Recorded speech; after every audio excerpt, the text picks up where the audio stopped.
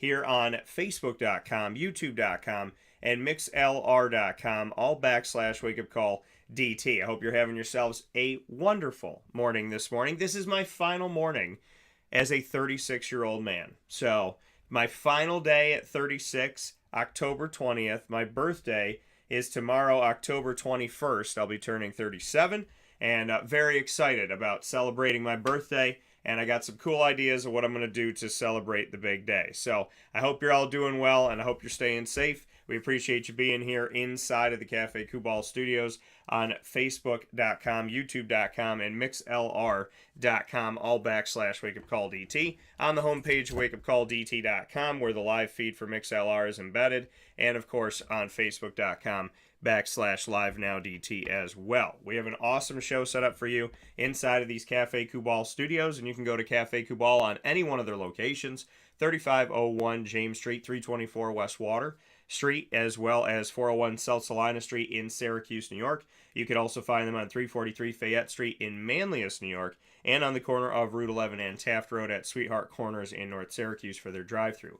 Inside of Monpaz, Popcorn.com's What's Poppin'. We have, starting off the broadcast, some bonus Dolphin time, and I mean that pun completely. Tom Bonus, the head coach of the LeMoyne College Dolphins men's soccer team, coming off a 3-0 victory at home on Ted Grant Field yesterday, is here with me today to speak on the 5-4-5 team that has an opportunity to advance to the postseason with an awesome doubleheader coming up this weekend with many festivities for the fans here in our community, and I'm very excited about that in the Fall Fins Frenzy. Then coming up right after that, we'll have Eric Crume joining the show for about an hour, who's going to be talking with us about Syracuse Orange football, his history, his time there, the being part of the transitionary team that moved from Doug Marrone to Scott Schaefer, the Big East to the ACC, went through a lot of change in a short amount of time. We'll also talk about Adonis Amin Moore and his thoughts on that, and how he echoes my sentiments on somebody that wasn't really given the full opportunity that we feel he should have. And so big shout out to Adonis. We'll talk about Cuse at Clemson and Syracuse at 6-0. And we'll round out today's broadcast in hour number 2 with Bob Holliday of WRALSportsFan.com, speaking all things ACC football at the midpoint of the season. So with that being said, let's bring in our first guest of today, and I'm always happy to do this, Mr. Tom Bonus. Tom joined me at the beginning of the season. I can't believe we're coming to the tail end of the regular season already. Tom, how are you? Good. Thanks for having me, Dan. It just seems like yesterday we were starting preseason. So. Yeah, and for you, Tom, I mean, to be a part of this team for so many years, does it feel normal at any point, or does it always feel like it goes by fast, that you get in, you're in preseason, you're going through practices, you're itching to get that first game, and then all of a sudden it's the end of the regular season? Does it ever feel like it slows down, or does it always feel fast? No, I think you hit it right on the nose. I think, in my 23 years at LeMoyne, that's that's the way the season goes. It goes so quick. One thing you're bringing out the equipment and stuff for preseason, and then next thing you know, it's you're moving into playoffs. So. And as this team, speaking of the postseason, got a 3-0 victory at home on Ted Grant Field yesterday. Bring me into that game and just what your team did to not only get out but solidify the victory, not allow a single goal, and put themselves in a position here to have some ownership of where you could be in the postseason. Well, I think it started, it started, a couple days before when, we had a discussion with the guys, and a lot of the discussion was based around just the pride of the program. The program itself, we've had, I think it's 22 straight years of being in the playoffs, and, I felt the guys didn't want to let the program down. So the mentality and the attitude and, what we needed to do, started a couple of days ago. Yesterday, they just, I think because we had a lot of guys out, and and they just played, really hard, and they stuck to the game plan. They stayed disciplined, and so it was a great result. And we look at this season overall at the time we're speaking here with LeMoyne Dolphins men's soccer head coach of 23 years, Tom Bonus. Tom, 5-4-5 is the record. 5 wins, 4 losses, 5 ties. How do you assess that at this point in the season, especially those 5 ties up to this point?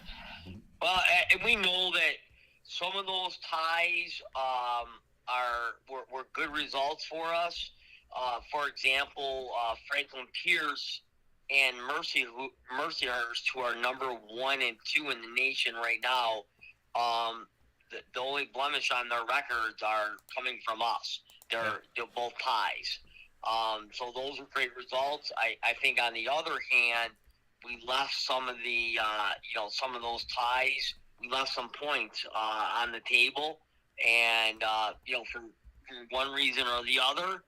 But we can't cry milk or cry about it. We just gotta learn from our mistakes and move on. So right now, I think we're in a good spot. We definitely with yesterday's win, we control our own destiny. So.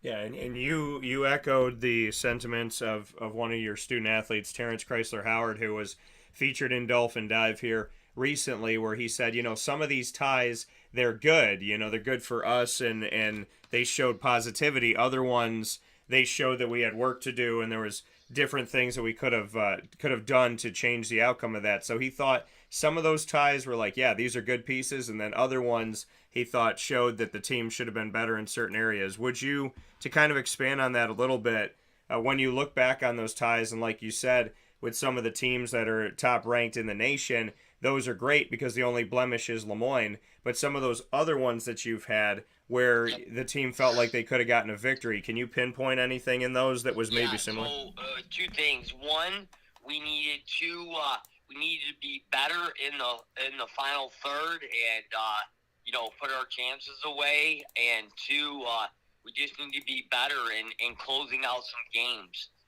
There was a couple games where we had the lead and we let it slip away, and they came back and they tied the game. So those were definitely the 2 biggest areas that we came up with, and we've been trying to work on and improve on. It's coming here from Tom Bonus this morning on Wake Up Call with Dan Tortora inside of the Cafe Cubal studios. Tom, as we take a look at this, you and I were talking off the air about it. For those who don't know, where you are currently for the NE10 postseason and what you can tell us about the road to hopefully get into some extra time out there after the regular season. So I think as of right now, we're in 8th place. And like I had mentioned before, we control our own destiny, where if we can get results in these last few games, it just moves us up, and we're in better shape. And you have a couple games coming up here to round out the regular season.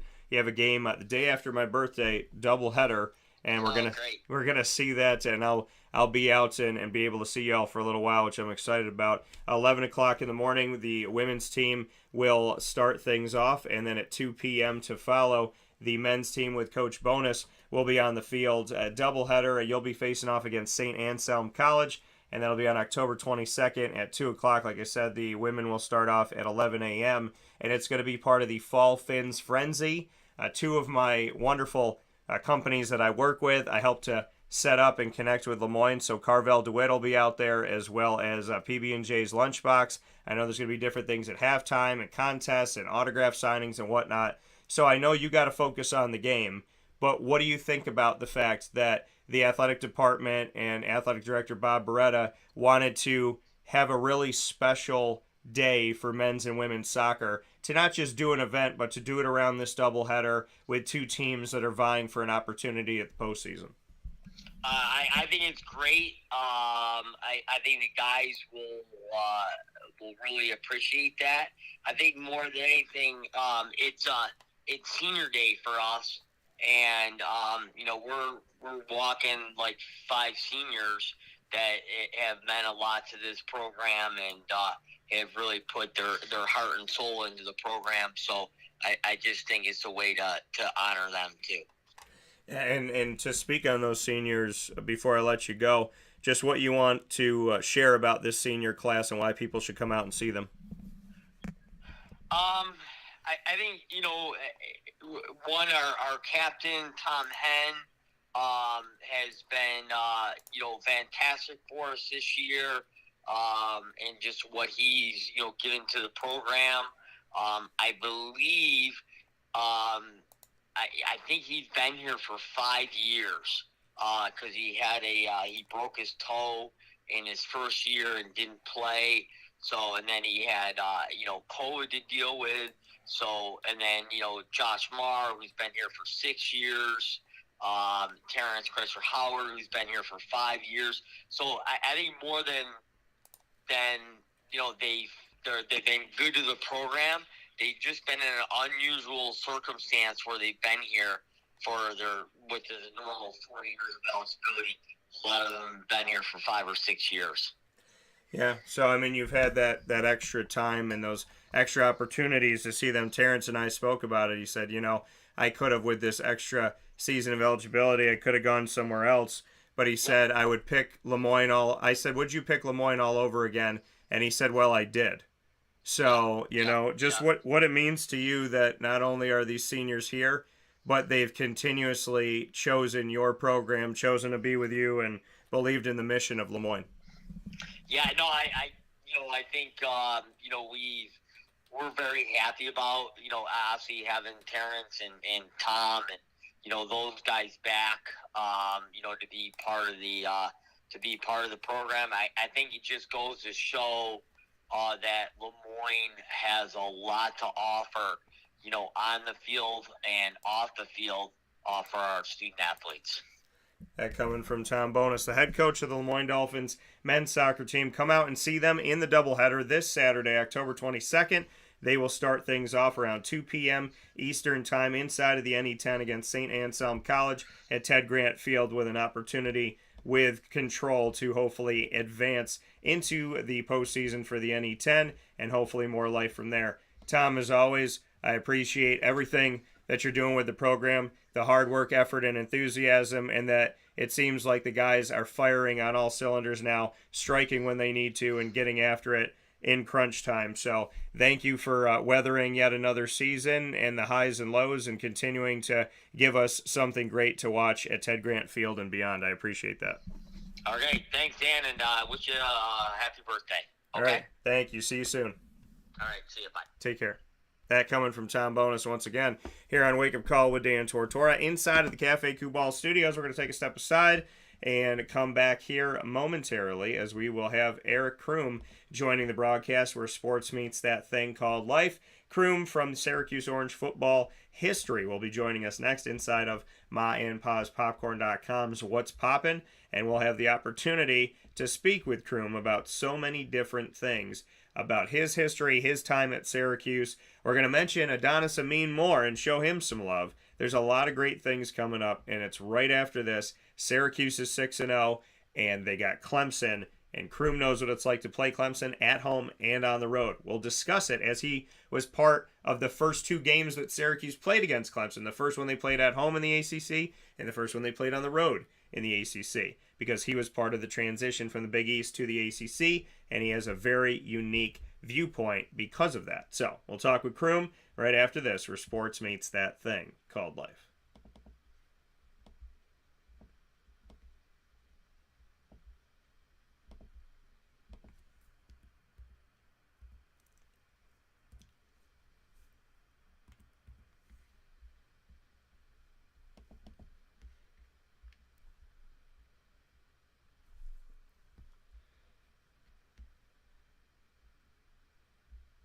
Carvel DeWitt, it's what happy tastes like. Do you know why? Because we make ice cream. Creamy, rich, flavorful ice cream. Not yogurt or iced milk like some of our competitors. Ice cream.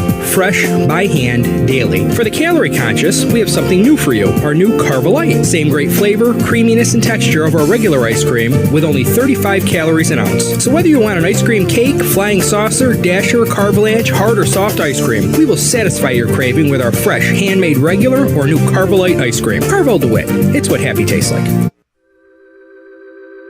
to go to the movies? Hey, Cafe Cabal offers same-day local delivery of our products, offering no delivery charge for Onondaga County. Shop cafecabal.com for fresh roasted coffee beans, cold brew, travel mugs, and all your essential Cafe Cabal needs. Cafe Cabal, coffee for the soul.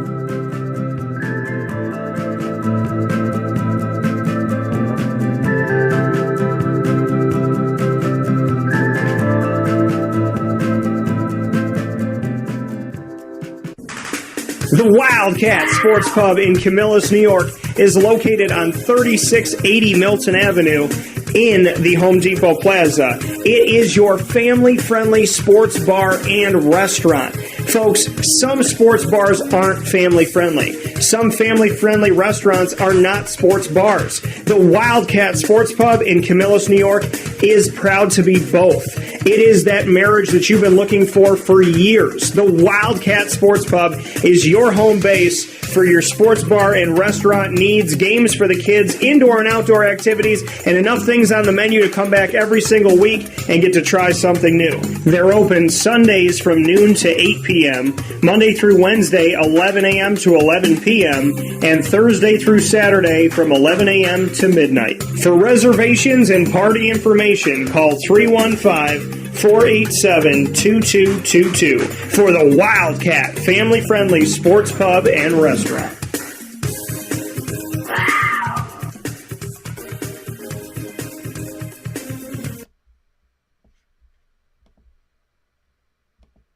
Kubal Studios, where sports meets that thing called life. Happy to be here in the Cafe Kubal Studios, 3501 James Street, 324 West Water Street, 401 South Salina Street, all in Syracuse, New York. You also find them on 343 Fayette Street in Manlius and on the corner of Route 11 and Taft Road at Sweetheart Corners in North Syracuse and their drive-through. We are here picture in picture with my guy fitting in that jersey, making it happen, Eric Crume, defensive tackle alum of Syracuse and the NFL. And you can see my new upstate hat that is made locally right here at Witty Wicks. You can find them. They are made locally, and they're part of the Witty Wicks store. So head off to 190 Township Boulevard in Camillus, New York. And while you're there, when you get your upstate hat, get one of these Witty Wicks candles and look at the smell of that. Look at that scent. Autumn in Cuse. This, you know what? The best way I could tell you how this candle smells, Crume, is it smells like 6-0. Oh, there it is. That's great. It smells like. It smells like yeah, 6. Autumn the best time of year. Our birthdays are autumn. The best time of year. That's right. It's Libra season, and my guy Crume just had his birthday. My birthday is this Friday, October 21st. So as I'll tell you again, happy birthday and happy Libra season. Thank you, good sir. Happy early birthday to you as well. Thank you, man. What'd you do for your birthday? Nothing, just went out to dinner with the wife. Nothing too much special. Got my gift. Had me a good steak, good ribeye. Where'd you go? Eddie V's. Okay, all right. Is that the spot where you're at, or? It's a nice spot. It really known for seafood though. I wanted to make sure I got me something to fill me up. It's a little upper echelon. Okay, all right. Hit you for a couple $100 for a nice dinner. Okay, all right. But you know what? Worth it. Worth it for Libra season. So yeah. And I got a good gift too. So it's nice. Well, I'm happy. So the lady treated you right. She took care of you. Yeah. I seen the receipt on that gift. I was like, ooh, okay. Very nice. So what'd she get you? Louis Vuitton, Louis V wallet. Oh wow. All right. Is that something that she knew you wanted, or was that just a total? She didn't want me to have it because she been bringing it up, but she always was nervous I'd lose the wallet because I'd be forgetful of stuff. Okay. And then it was between that probably and like a niche cologne because I'm big in the cologne.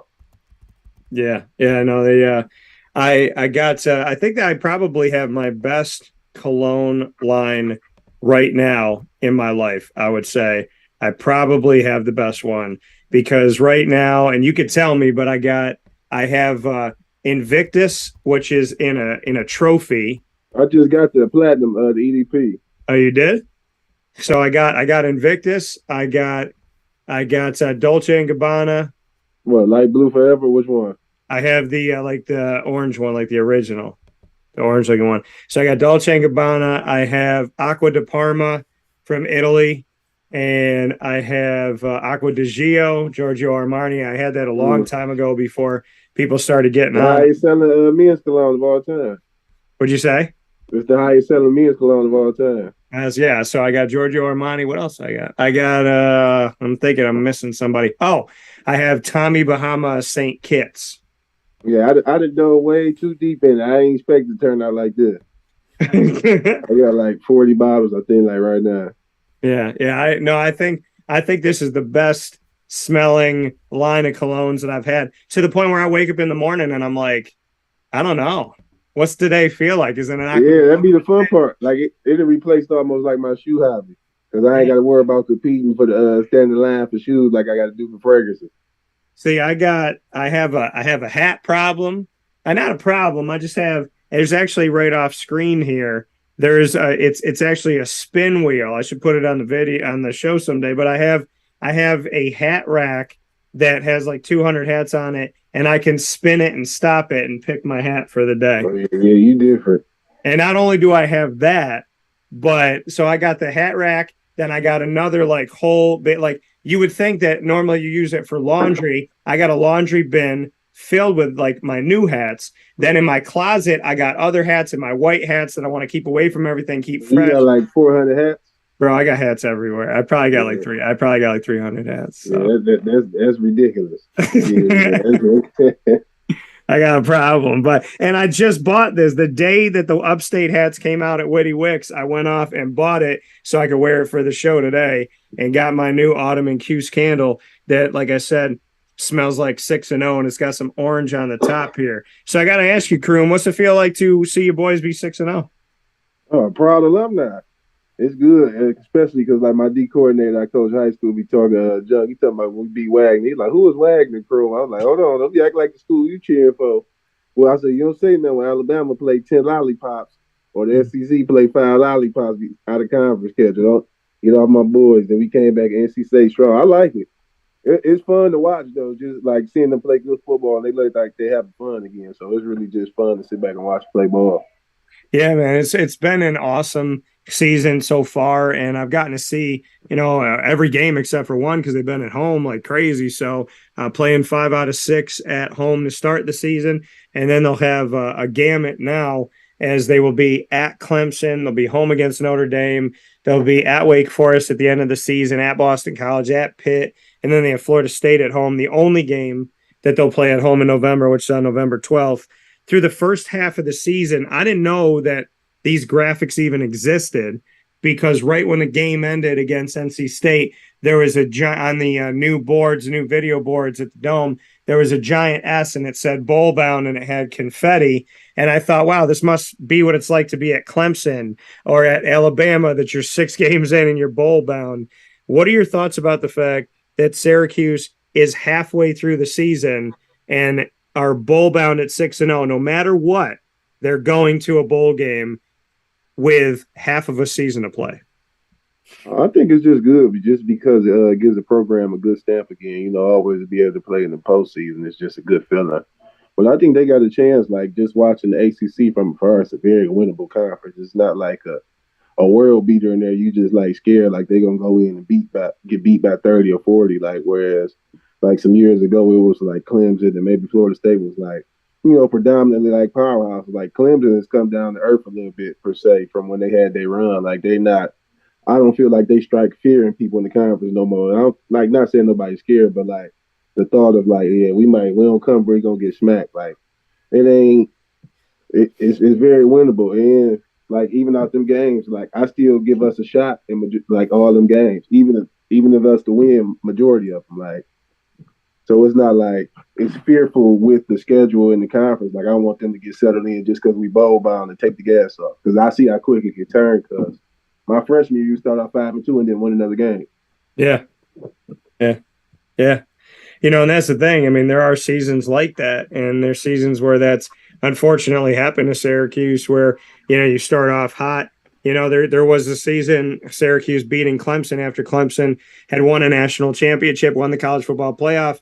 Clemson was 2 in the country at the time. Syracuse won, and the person I was dating at the time, they're like, oh, this is fine. Like, they only need 2 games. And I said, yeah, well, I said, you don't know, this is Syracuse, and there was some struggle moments within the last couple decades, and Syracuse didn't really win another game after that, went 4-8 on the season. And I said, it's unfortunate you beat Clemson, but then you go 4-8. So people treat you like, well, every squirrel gets a nut, as opposed to, that was actually a good season because you got to get yourself to a bowl game. Crume played D tackle at Syracuse here from 2011 to 2014. Team went 5-7, as you noted, in your freshman season. Then 8-5, 7-6, and 3-9. In 50% of the time that you were at Syracuse, you went to a bowl game. Went to the Pinstripe Bowl and won it in 2012 with Doug Marrone going 8-5, and then won it in Scott Schaefer's first year as head coach when the team went 7-6. Went to the Texas Bowl and won the Texas Bowl. So, and that was in 2013. Bring me into that. I mean, Syracuse has not been known in recent history to be an every year bowl team, but you had back-to-back bowls at Syracuse, which has been something that not a lot of players can say in the last couple of decades. What was that like to experience it? And what's it like to be a part of a small part of history that can say, hey, we went to bowl games back-to-back years? I think it's kind of cool, but it's still like you like an empty feeling because it was like you was on the cusp of so much. Like even the freshman year, like at the West Virginia game, I feel like we like let our foot off the gas and like took the steam out of us because we was on such an emotional high from winning that game. And like once the game was over, we was riding that high. And it was like, okay, we get them next week, and it turned to next week. Oh, we run out of games next week. Then I got hurt the last two games, so I was watching from my couch. I was just seeing like, okay, we got one more. Even if we played Pitt, I was like, oh, it's over. Like, we was looking at bowl projections after we beat West Virginia till it just kept feeling, okay, we here, and it's here and here. You started to pay attention to that stuff. And then the next year, I feel like everything just clicked. Like, you look at the season, we was one game for playing Florida in the bowl game Louisville played them. I forgot the exact bowl game, but it was a BCS bowl game. Like, a couple plays, like, and it's crazy. Like, you look back on the season, and like, we was 8-5. They got Marrone the job. Like Nassib got drafted. Cuse got like that team put people in position, to do well. So it was always great seeing that part and just like seeing guys. I think we kind of learned from mistakes from years previous. Like we had good, like vets. Now we was in the league, but like good vets to teach us through the ropes, like from year to year. And then I feel like with my senior year, it just like not saying it fell apart, but I don't think the players had ownership of the team like previous years did. And you almost. Oh, go ahead. What were you going to say? No, you go ahead. I'm sorry. No, I was just going to say, you not only did you go to back-to-back bowl games, which has been something that not a lot of Syracuse people in the last couple decades, not a lot of student athletes can say. And at the same time, you also went from the end of the Big East to the beginning of the ACC. So you experienced leaving the Big East and joining the ACC. Bring me into that side of it, because, you go back to when you were here in 2011, and we talk about, having those Big East games and games that kind of made sense, right, to Syracuse fans, and in a conference that Syracuse built.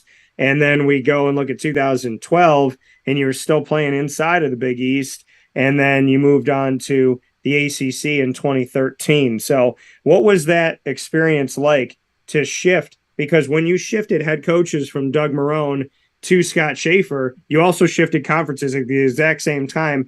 Doug Marrone was the last Big East when it came to Syracuse, last head coach of Syracuse in the Big East. Schaefer, the first head coach of Syracuse in the ACC. So what was it like to switch coaches and conferences at the same time? I think the conference shift was kind of like brings you back like to high school, like how football is kind of regional, how the styles of play, how the style of football is played regional. I don't know if a lot of people know, like for the most part, up north, we kind of up. Like, we don't play spring football. You lift weights, kind of powerhouse football. Down south, kind of strong athletes. West Coast, real open type of football. So, from us going to the Big East with a lot of up north players, per se, like most of the guys from the Big East is in the East Coast, up north, that kind of area. So, playing down south teams. The game speed was a lot faster. The athletes were a little better. I mean, not say better, but the speed just was totally different playing the Big East to the ACC. Was like, you see the amount of first rounders we went from playing in the Big East to the ACC, just like we played the national champs that year, James and them, and from a different head coach's perspective, it was like two different mentalities as a coach. Like Marrone was like kind of sit back, let us do our thing for the most part, and I think like Coach Schaefer was still trying to figure it out from transitioning from being a coordinator to the coach, and was trying to find that happy medium. Was like, to me, just was like, not saying two different guys, but like coordinator Schaefer was like totally different from head coach Schaefer. So, and I think it was like, it kind of put a weird dynamic in our team, especially going from, you know, a lot of senior laden team to guys trying to transition to leadership roles, and a lot of guys trying to figure it out. Like, we first got there, we knew the leaders was. It was a lot of the vets had stuff established, and as we kept getting older, and the coaches changed, so I think he's trying to figure out who we want to put in place for leadership, who's going to lead the team, and what kind of identity we're going to have. And I just think it didn't go well with the transition also from the level of players we playing against. So, I mean, in your opinion, when you look back on it, I mean, is this why Syracuse struggled so much? Because there was too much change at the same time, that there was a change from the Big East to the ACC. There was a change from Moyne to Schaefer, and Schaefer being a first-time head coach. And at the same time, amongst all of this, there was, you know, a change in leadership and a change in who the vets were. Was there too much going on that kind of worked against Syracuse? Of course. I can't probably tell you the exact amount, but I'm pretty sure we had 5 quarterbacks and 2 offensive coordinators the last 2 years. Yeah. Some starting quarterbacks just went Terrell, AJ, who else started? Austin, like in a 2-year span, had 2 different offenses. And you know, you recruit guys to McDonald's offense to fit what he's going to do. Then you switch it up so the scheme changes. Then the quarterback gets hurt, so he never get a chance to build a rapport with a coordinator. Then we just couldn't put it together. There was too much stuff going on, and a lot of people was getting hurt too. Like, yeah, you couldn't. It was nobody who was really dependable. Like when you look on our roster, far as like you only could count on a certain group of guys for the most part, which most teams are like, but just availability on our team, like guys was just dropping. You're the only team that can say that you were part of the transition. Everybody who was on that roster in 2013 are the only people can say we were the first ones in the ACC in Syracuse. That team is historical in that switch. You made it to a bowl game, you went to the Texas Bowl, you went 7-6, had a winning record. When you look back on this, knowing that Syracuse has now been an ACC team for almost a decade, next year it'll be a decade, what did it mean to you? What does it mean to you that your roster of brothers and yourself are the only people that can say, hey, we're the ones that transitioned the program. We're the ones that that literally had to go from playing all these from playing the South Floridas and the UConns and the Rutgers and the Louisvilles at the time because there was that obviously a disconnect with Louisville when they stayed in the American for a season, but you were used to playing Cincinnati, Rutgers, South Florida, UConn, and so on and so forth. And now all of a sudden you're playing, you know, NC State and Clemson and Florida State and you know, playing Boston College again and more so and in the same conference and whatnot. So what can you say to that? I mean, the fact that you were on the roster that was part of a complete change in history that involved you guys almost feeling like you were playing an entire non-conference schedule because you weren't used to playing the other teams. I ain't really never think about it till you put it in that perspective. Like the Big East was fun too, especially with me because we got a lot of guys from New York and Jersey area, so they know a lot of guys from other schools. So you basically just jump in action. You don't even know about it. You tell that guy wasn't at the high school, you know, the fun. But the ACC was fun for me. Like I love competition. Then it was like we get to play a lot of hot weather games too from being up north and. Like just an opportunity for your family to see you a little bit more on TV and just the game. So it was, you don't even think about the history part of it till after the fact. I know a lot of people say that like when they're in the moment, they don't realize they make a history or a part of history. But I never thought about it like that. Like we was, and you start thinking about funny stuff like when Louisville beat us my sophomore year, they were screaming ACC and they ended up coming with us. Yeah. Like at the end of the game when they was winning, they was ACC and you end up coming with us. Like, and you start to think like, the games, the different opportunities you get to play, the different stadiums. Like I've never got a chance to play in Florida State if we didn't go to ACC. Just like the different environments and get to tell the stories. Like playing at Clemson was one of the best football experiences I ever had, just environment wise. And like I don't think no Big East school could match that. Like just environment wise. And you bring it up, and we'll get into a bunch of different things here with a defensive tackle, Eric Crume, joining the show here on Wake Up Call with Dan Tortora inside of the Cafe Cubal studios here for a very special Libra season edition of the broadcast. Crume just had his birthday, my birthday tomorrow, October 21st, as we're here with you Thursday morning on October 20th. So you talked about the experience of playing at Death Valley at Clemson. How would you describe it? And just bring me into it. Let me be a fly on the wall and be a part of this thing. Let me be, through your eyes, what it was like to walk into that stadium, play in that stadium, see the fans, be in South Carolina, just that whole environment that you had, that whole experience. It just like football country. I don't know if you ever watched. You've been down south, of course, in Jacksonville. Saying football is like nothing against the North, but it's just different. Like when you in places that love football, like for me playing football and traveling the world, like football down south is totally different. Like a lot of those states don't have pro teams or like they grow up loving. I'm gonna play on Friday night, 7:00 and stuff. Yeah. So you just felt it walking in, like seeing them guys run down the hill, like you just soak it all in, especially like it's like going to a nice hotel or a restaurant, the ambiance, like you just feeling like the goosebumps, like it's on tonight. And like playing defense, it's kind of a different perspective. Like you don't get the crowd cheering at you when you on the field or like unless they make a big play. So like when they was on defense and they started playing the music, like they was playing Nucky Bucks. I'm like, ooh, like little stuff like that. And you're not used to it. You can feel it. And it was like a closed environment. Like even after the game, like let some of the fans on the field, they was even shaking our hands. Like they just love football.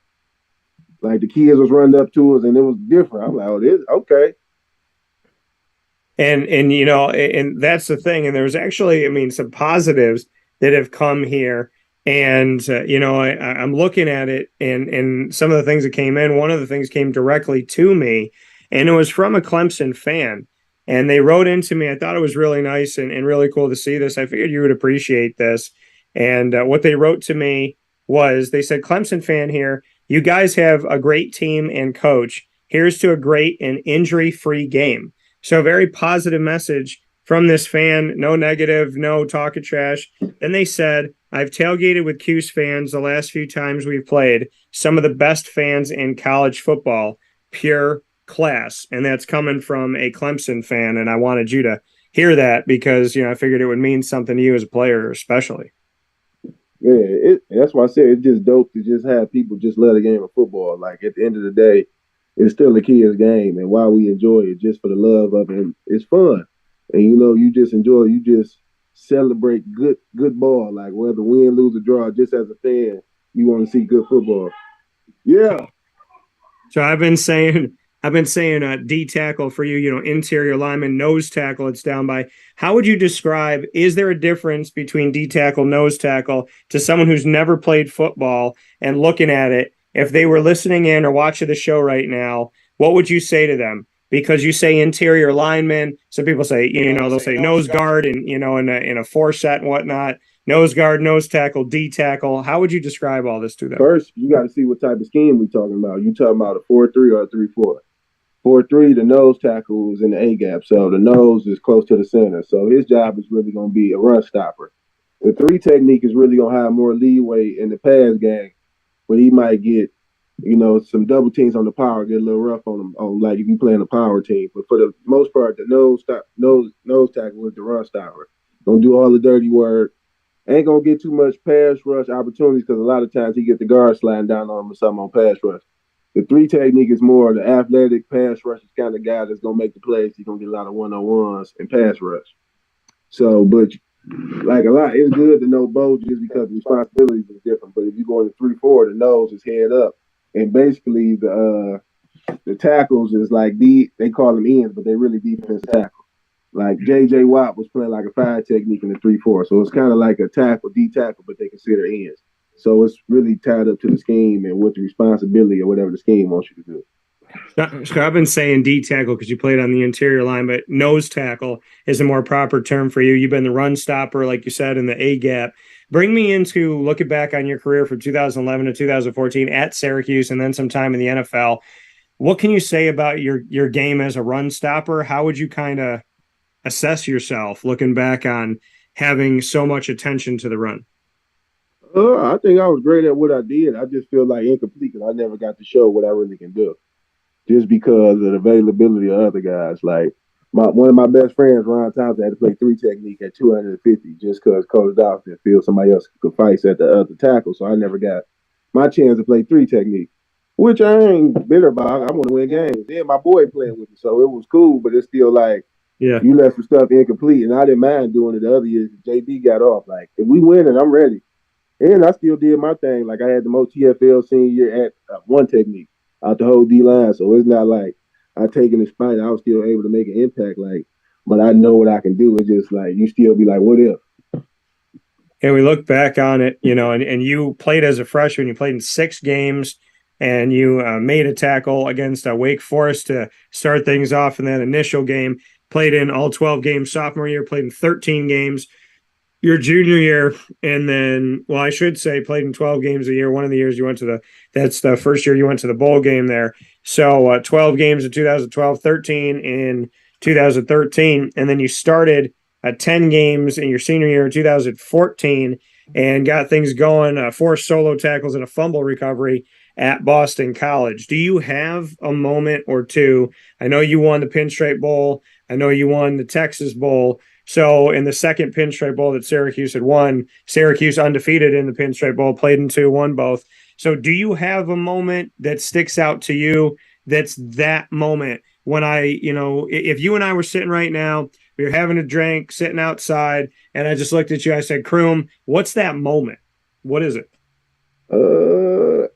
Probably just a team moment, like, because there's so much stuff like happened in my career that be like shady. Like, even then, like, they say I played 10 games. I started every game unless I was hurt the last 2 years. Yeah. Like, so it make it seem like I'm a rotational player, like little stuff like.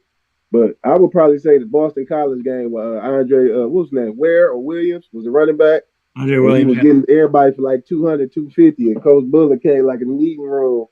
Like, we gonna get him this week because we ain't give up a 100-yard rush for the whole season. I think we kept him like 44 yards, and like everybody's face had that look like it's on.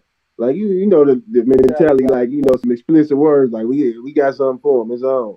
Shutting down. It was like nobody gave us a chance. These stiff arming guys on film, and you just had that look. Like everybody had that look. We went to like almost like a goal line defense that game, and was like he ain't getting nothing, and it worked too. So it was just like our first time banding together, just like, nah, we ain't going for it today.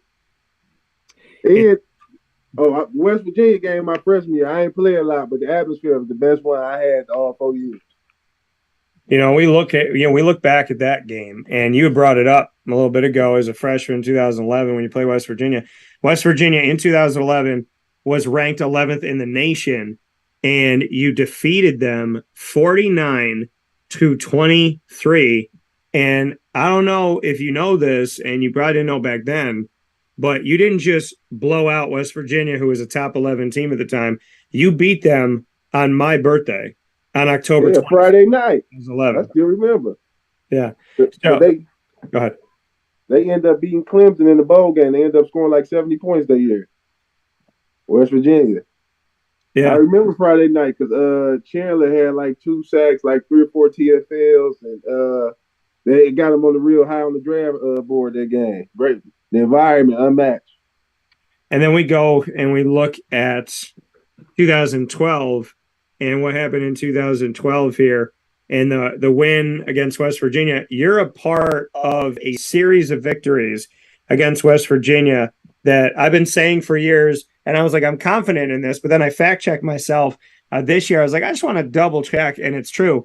Syracuse is on a 4-game winning streak against West Virginia. You're a part of that. West Virginia has not beaten Syracuse the last 4 times they played, including bowl games. West Virginia talks a lot of smack, talks a lot of trash, talks a lot of this, talks a lot of that. But when I was at the Camping World Bowl, the last time Syracuse played West Virginia and beat them in 2018 with Dungy and the crew, they came to us with plenty of minutes left in the 4th quarter. It was early.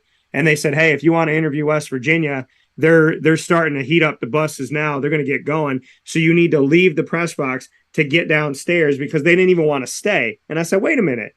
They talk trash all the way into the game and they can't talk to the media for 5 minutes after the game. I said, I've never known a Syracuse team to refuse the media, but just so you know, you beat West Virginia. And then in 2016 or 2018, when Syracuse beat West Virginia for the last time to have this 4-0 streak against them, they literally told us in the media, West Virginia's about to hop out, and so you need to get over to West Virginia now if you want to talk to them. And I thought that was insane that they literally wanted to get on the bus immediately when the game ended. Yeah, don't surprise me. So you look back on it. What do you remember the Pinstripe Bowl game in New York City, Yankee Stadium, 38-14? Get that victory when they were in the Big 12, put a hurting on that team that year. And I mean, it was a blowout, 38-14. The game was awesome. The game was cold as all get out. And I remember saying after the game, Geno Smith will be a really good wide receiver in the NFL. And credit to Geno, he's done some good things at quarterback last season when Russell Wilson was hurt, and he's done some good things this season. So I'm gonna give credit where credit is due. But there is some truth to the fact that he wasn't really pushed because Big 12 not known for their defense.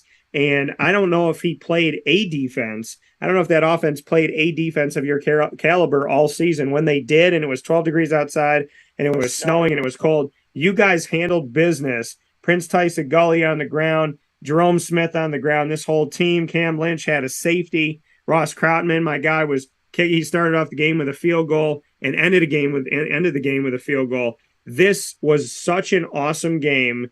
And to me, it was the game that exposed Geno Smith. So I'd love to get your thoughts on the game. We knew he was gonna win. Not to sound cocky, but like even from the year before, like I just think that's one of the matchups Coach Shea got his number. Like, you know how they say through sports, like somebody got your number. I just think like what Coach Shea wants to do is can always match up well of what Geno struggles with per se or whatever. Like he's just a good matchup for Coach Shea for heavy slicing. Like we was running somewhat the same thing, he couldn't figure it out. That was like kind of like the same thing when he was like, "What's Geno Smith?" I was like, I only couldn't figure it out. I like, going forward, you don't ever want to throw, the shade on another player and hope all the best. And I was like, you asked me, wasn't nothing special. And it was just like, if he can't figure this out, I don't know. But, he doing this thing, so I ain't gonna never, shade another man. But just as a competitor, I think we just had their number for our scheme-wise. Here with Eric Crume, nose tackle in the history of Syracuse football. Much love and much appreciation for my guy Crume. Many years that we have talked on and off the air. And so we are here inside the Cafe Kubal studios. I'm wearing my upstate hat from Witty Wicks. Got my Autumn and Cuse candle from Witty Wicks as well. You can get all this stuff, deck out your studio, deck out yourself by going to 190 Township Boulevard in Camillus, New York. And if you're out of Central and Upstate New York, living somewhere else like Crume, you can go to wittywicks.com. So make sure you do that. We're talking Cuse here with one of my favorite people. And we got to get into that Clemson game. When you went into the ACC for the first time in 2013 and you were that transitionary team from the Big East to the ACC like we've been talking about, Clemson was third in the country. You lost that game. You went up against Taj Boyd. What do you remember about Taj Boyd and what he did as a Clemson quarterback? He was composed and he was like a good competitor. Like he wasn't really talking trash. Like one time I tackled him and I helped him up. He just was a competitor. Like you could tell he enjoyed playing ball. Like we threw the house at him. It was like he just wanted to get rattled. Like even the one he threw to Sammy. Now this is a story I tell everybody when Sammy Watkins caught that touchdown because I never seen nobody change gears that fast. Like you talking about the story I tell everybody I coach with probably heard that story because we blitzed. I still can remember. It was like I don't know if it was 94 yards or 96 yards. Sammy Watkins. But then you could just tell like the different speed and like the caliber of players we playing. Like you enjoyed it if you were a competitor. Like when we saw Vic Beasley for the first time coming off the edge, he was like one of the fastest people I seen coming off the edge at that time. Like when he first was getting on the map, and then like you think of the guys we played at Clemson. We played Clemson. They had Sammy Watkins and Martavis Bryant on the same thing, and it was like the guys you end up seeing like get drafted and have great careers. You realize like. Oh, them the guys we were playing against, or like even Clemson, like how many top teams we played going to the ACC, how many games we played ranked teams, like little stuff like that. But Clemson was great. Like it was just a good football team. Like you see Rome break the big run, but it was like they never let us get close enough to strike. So that's why I remember about that game. Yeah, Rome had the 66-yard touchdown run, and when you bringing that up, I start to see that flash in my head, and I remember. The Sammy Watkins. I don't know why I thought it happened earlier in the game. It happened in the third quarter. But fourth quarter. Because he was injured in the third quarter of spring. Dan, I'm telling you, I just told you the story about 100 times. If I'm not mistaken, I believe it's the fourth quarter, about 6 minutes to go. There was 40 seconds left in the third quarter, is what it's On written. the 96-yarder? I thought that was in the fourth because he was had a sprained ankle. That put us to bed. He was out like the whole. It might have been the end of the third because he was injured the whole quarter. He limped. I still remember. We ran a blitz, and we thought he overthrew it. This man was jogging the first half of the route, and the ball got in the air, and that's it. Looked like somebody put a rocket in his pocket. Yeah, it's crazy. And this man, I mean, it ended up being 91 yards. I don't know why I thought it happened in the first quarter. In my memory, it was like the first play, but it wasn't. I thought it was the fourth. See, I knew it was late in the game. I know he was hurt most of the third quarter with an ankle problem. Because Rashard was checking him because he gave him a lead. I couldn't even. And the crazy thing is, it was just like one of the things. Like that was so good. Like, nah, I'm not mad. You can't. Some people just like talented. Where you used to be like, good play. Yeah, and that's the thing. I mean, maybe it's because Taj Boyd in the first quarter, it was 38 seconds into the game. He threw a 60-yard touchdown to Adam Humphries. In my brain, that 60-yard pass that was at the beginning of the game was Sammy Watkins. I don't know why I remember it that way. But Sammy was late in the game for 90-something. I thought it was 94, but it was 91. I knew it because we ran the blitz. It was third down. Yeah, and Taj literally came out 38 seconds. And I remember he dropped back. He threw it in single coverage.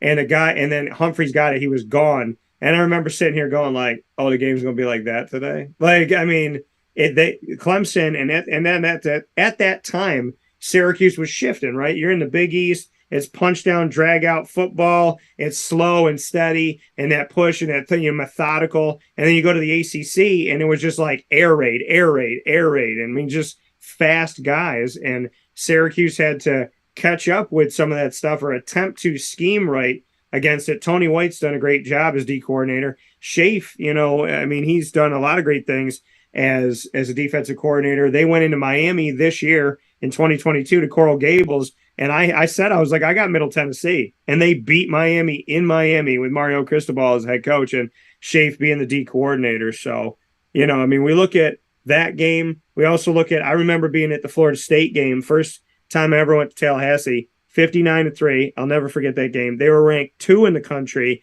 at the time. And that was the first time y'all went to Tallahassee. What do you remember about that trip to Tallahassee and what that experience was like? Because I saw Florida State there. There is a different type of tailgating that happens down in the great state of Florida. So what did you take away from Tallahassee and go into what I call Hogwarts? Because it looks like a castle on the outside. It's a bunch of laughs right now because I'm old. That game was over before it started. It was 28-0 in the first quarter. I remember because when Wickham got hurt, they was laughing. Yeah. That's the game they was playing Hangman on, and they posted it on Twitter. It just was like that was the first time like where I've been on the field and they was like at a different speed. Like team speed wasn't even like close at all. It was like everybody just was like, but you look down the roster, they won the national championship and had 20 pros off their team in the pros. So when you look back at it, like, is it really shame in losing? Yeah. To the national champs? Yeah. Then it was like, even we was watching it earlier, like when they smacked Clemson that year, I was like, oh, they tough. Then you just see like, that's the year Jameis won the Heisman. You got a 6'5" receiver. It was like full of talent. And you seen it was like, that was the first time like this was talent look like all together on the squad. Like you had 3 running backs playing the pros. Yeah, they had Kelvin Benjamin, Rashad Green, not to interrupt, Devontae Freeman. Nick O'Leary at tight end, Devontae Freeman, James Wilder, Carlos Williams, Bobby Hart was on O-line, Cameron Irvin, Brian Stewart won the Super Bowl with the Patriots. Who never got the respect in the NFL, but Whitfield had a 74-yard run in the game. One of the fastest people that played one play. James out blocking Whitfield. Then you had Jalen Ramsey, Ronald Darby, LaMarcus Joyner, Telvin Smith, Christian Jones, Mario Edwards, Timmy Jernigan, like they talent everywhere. So it was like you had no margin for error. Like USC was good, we played them, but it wasn't like that. No, it was a different type of game for sure. In that when you went through all that and you guys still got to a bowl game, by beating Boston College 34-31 at home on senior day, big day, 34-31 in November 30th, 2013. And then you got to go up against Minnesota in the Texas Bowl and beat a Big Ten team 21-17. After everything you'd been through, playing a top 3 team in Clemson, a top 2 team in Florida State, a national champion in Florida State who won the last ever BCS championship, when you went through all of that, and like you said, losing these games by wide margins, but still were able to take care of business, close out strong against Boston College and get bowl eligible. What do you take back? What are some words that you can maybe use to describe that season, running through that gauntlet and then still being a bowl team and still getting that bowl victory? Oh, it was fun. That was probably like, not say we didn't have fun senior, but that junior was like just fun. Like you had the guys you came up with when we were just rotational players, then you had the guys a year or two old, like you seeing everybody coming to their own, and there was a lot of adversity, when you be going through those seasons, some games, you see stuff like we human, you see stuff, oh, y'all ain't good and all this, and you find a way to keep scraping. Like you keep pushing and pushing. Like it was always just keep, stay the course for the most part, and then just enjoying that win with those guys. Like no team is never the same because each year guys leaving new additions, but just like to win with my guys and see like guys like JB go out with a win, or like Cuse get him a win on the way out. Like guys that you respect and wanted to see you win when you was a young guy that took you under their wing. So just helping those guys go on top is just like a great feeling. And just all the fun we had at the Texas Bowl. Like so much trash talking during the game. And then it was funny because we was tracking the running back yards too, because that 100-yard thing was different. Like I think his name was David Cobb.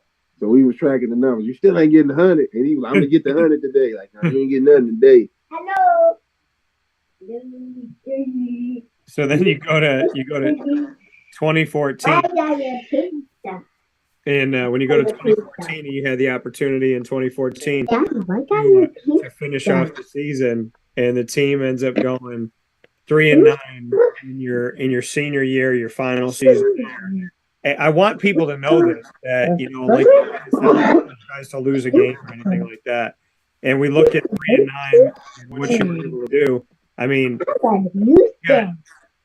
you got Cam Lynch, Dyshawn Davis, you, Richie DeGier, Darrell Eskridge, Darius Kelly, Brandon Reddish, Marquise Hodge, Ron Thompson, Rob Welsh, Zaire Franklin, Julian John Raymond, Micah Robinson, Chauncey Sism, Antoine Cordy, and on and on and on, and Josh Kirkland, and so on and so forth. I mean, Corey Winfield. You guys had talent on that team, and you had a lot of guys that had NFL looks as well, including yourself. So we look at a 3-9 season, yet when I look at that roster, I'm not disappointed at all by the level of talent on that roster. And I know, pretty much the entire defense has been on wake-up call. I'm looking at all these names going, that's my dog, that's my dog, that's my dog, that's my dog. So you go 3-9, but, I don't think the win-loss column adequately showed the level of talent you had in 2014, because you had some dogs on that team, including yourself. And I don't know, when I look back on it and I see the roster, it doesn't add up that 3-9 is how y'all finished. Everybody you named was on one side of the ball. Yeah, word. And don't change the offense. I'm just saying we couldn't score no points. Yeah. We was number 30 in defense and 100-something in offense. And just be realistic. You got to call a spade a spade. Like, I don't know how many games we scored over 20. So it's like, even the Clemson game are like, take Notre Dame game. We caused 5 turnovers and lose. You can't lose a game when you cause 5 turnovers. Yeah. Or Clemson, our senior year, when Deshaun Watson was hurt, caused 5 turnovers again. We lose that game. It's only, like, them guys go make plays too. Like, it's only so much we can do. Like, we was getting the ball back, and I just don't think it came together because it was just a united team. Like, even to this day, I don't think the team really picked our own captains. I'm going to tell you, you said, I don't know. I don't know how many games we scored over 20. I'll tell you how many games you scored over 20. It's the 3 games you won. There we go, right there. The last game you won was on my birthday against Wake Forest, my senior year. October the 18th against Wake Forest. Yeah. And how many turnovers we caused that game again? You see, Michael scored and Rob scored in the same game. You look at it on your birthday, October 18th, 2014, beat Wake Forest 30-7 in that game, and forced a couple turnovers in that matchup and didn't turn the ball over for Syracuse. So I thought it was interesting, like you said, in the 3-9 season, you said our defense was in like top 30, our offense was in the hundreds, and we just couldn't score any points. I don't know how many games we scored over 20. And the only games you scored over 20 were your 3 wins to right there in that moment slam down, that the hammer on the needle to nail that coffin shut. I don't know if you got the numbers. Now I have to pile on my offense. How many defensive touchdowns we scored in them wins? I'm going to look at it right now. So Marquise High scored one against Central Michigan because I forced a fumble. Yeah, so Central Michigan, I'm looking at it right now. You had, let me see here. Hodge had the fumble return, like you said, 36-yard. And then y'all had a safety as well in that game. So that was the 40-3 win over Central Michigan. The first game of the season against Villanova, 27-26. I'm looking back at that right now, and let's see. I don't think we scored that game, but no, Riley Dixon was credited with the 1-yard pass to Kendall Moore on the trick play. So that did happen there. And then in the 30-7 victory on your birthday on October 18th of 2014, to go back and look at that, Bob got a touchdown interception. Yeah, so you had, let's see here. You had Kennedy. Kennedy had the 42-yard interception return, and Micah Robinson had the 51-yard fumble return in that game. So you look at that and say that Cole Murphy had a field goal, A.J. Long had a 4-yard run, Cole Murphy had 2 more field goals and so the defense had 2 touchdowns, the offense had 1 touchdown, and Cole Murphy had 3 field goals in that game. I ain't a rocket scientist. I'm just saying you can't deny facts. No, I'm literally saying. I don't want to sound like I'm just the Angry Bird teammate. No, but you're telling the truth. Just the numbers. Like I'm just saying, like if we top 50 in offense, you don't think we get 3 more wins? But maybe we top 25 in defense with a couple more points. We tired. Like Clemson, I still remember I played 80 plays against Clemson. That was one of the worst games I've ever seen in my life. Offensively, one of the worst games. And I just talked to somebody about that recently. 16-6. The offense could not score. You guys went into Clemson for the first time ever in the ACC. They were ranked 21 in the country. It was the first time you took a trip to Death Valley. And shout out to our guest that we have here with us. Crume, would you like to interview our guest, or would you like to announce? What's your name, Pooh? Jada Crume. How are you? Good. I've heard a lot about you. All about you. I go on the field trip. You went on a field trip? Where are you going? Apple Orchard. You went to the Apple Orchard? Nice. I like that. That's your butt. Okay. Can I get a high five? Yeah. Give me that. Okay. Can I finish the interview? Are you gonna play? Yeah. Okay. Stand away from you. You gonna stand away from me? Okay. How old is she now? 5. 5. That's crazy. I remember you sending me a video of her knowing how to use the iPad and put shapes and colors together when she was 1. Nuts. How is she 5 years old right now? And my son to be here in about a month and a half. You excited? You ready? Yes, sir. Do you know what you're gonna name your son? Junior. What is it? Eric Jr. You ready for your brother? Yeah. I'm having a brother. You having a brother? You ready?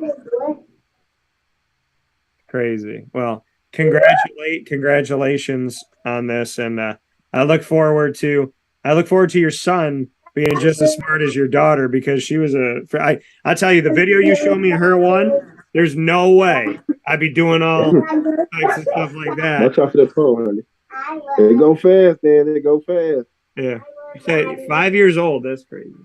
So to get back to, and I think she could have scored more points against Clemson if she was on our offense. Having a big brother. You having a baby brother? Okay.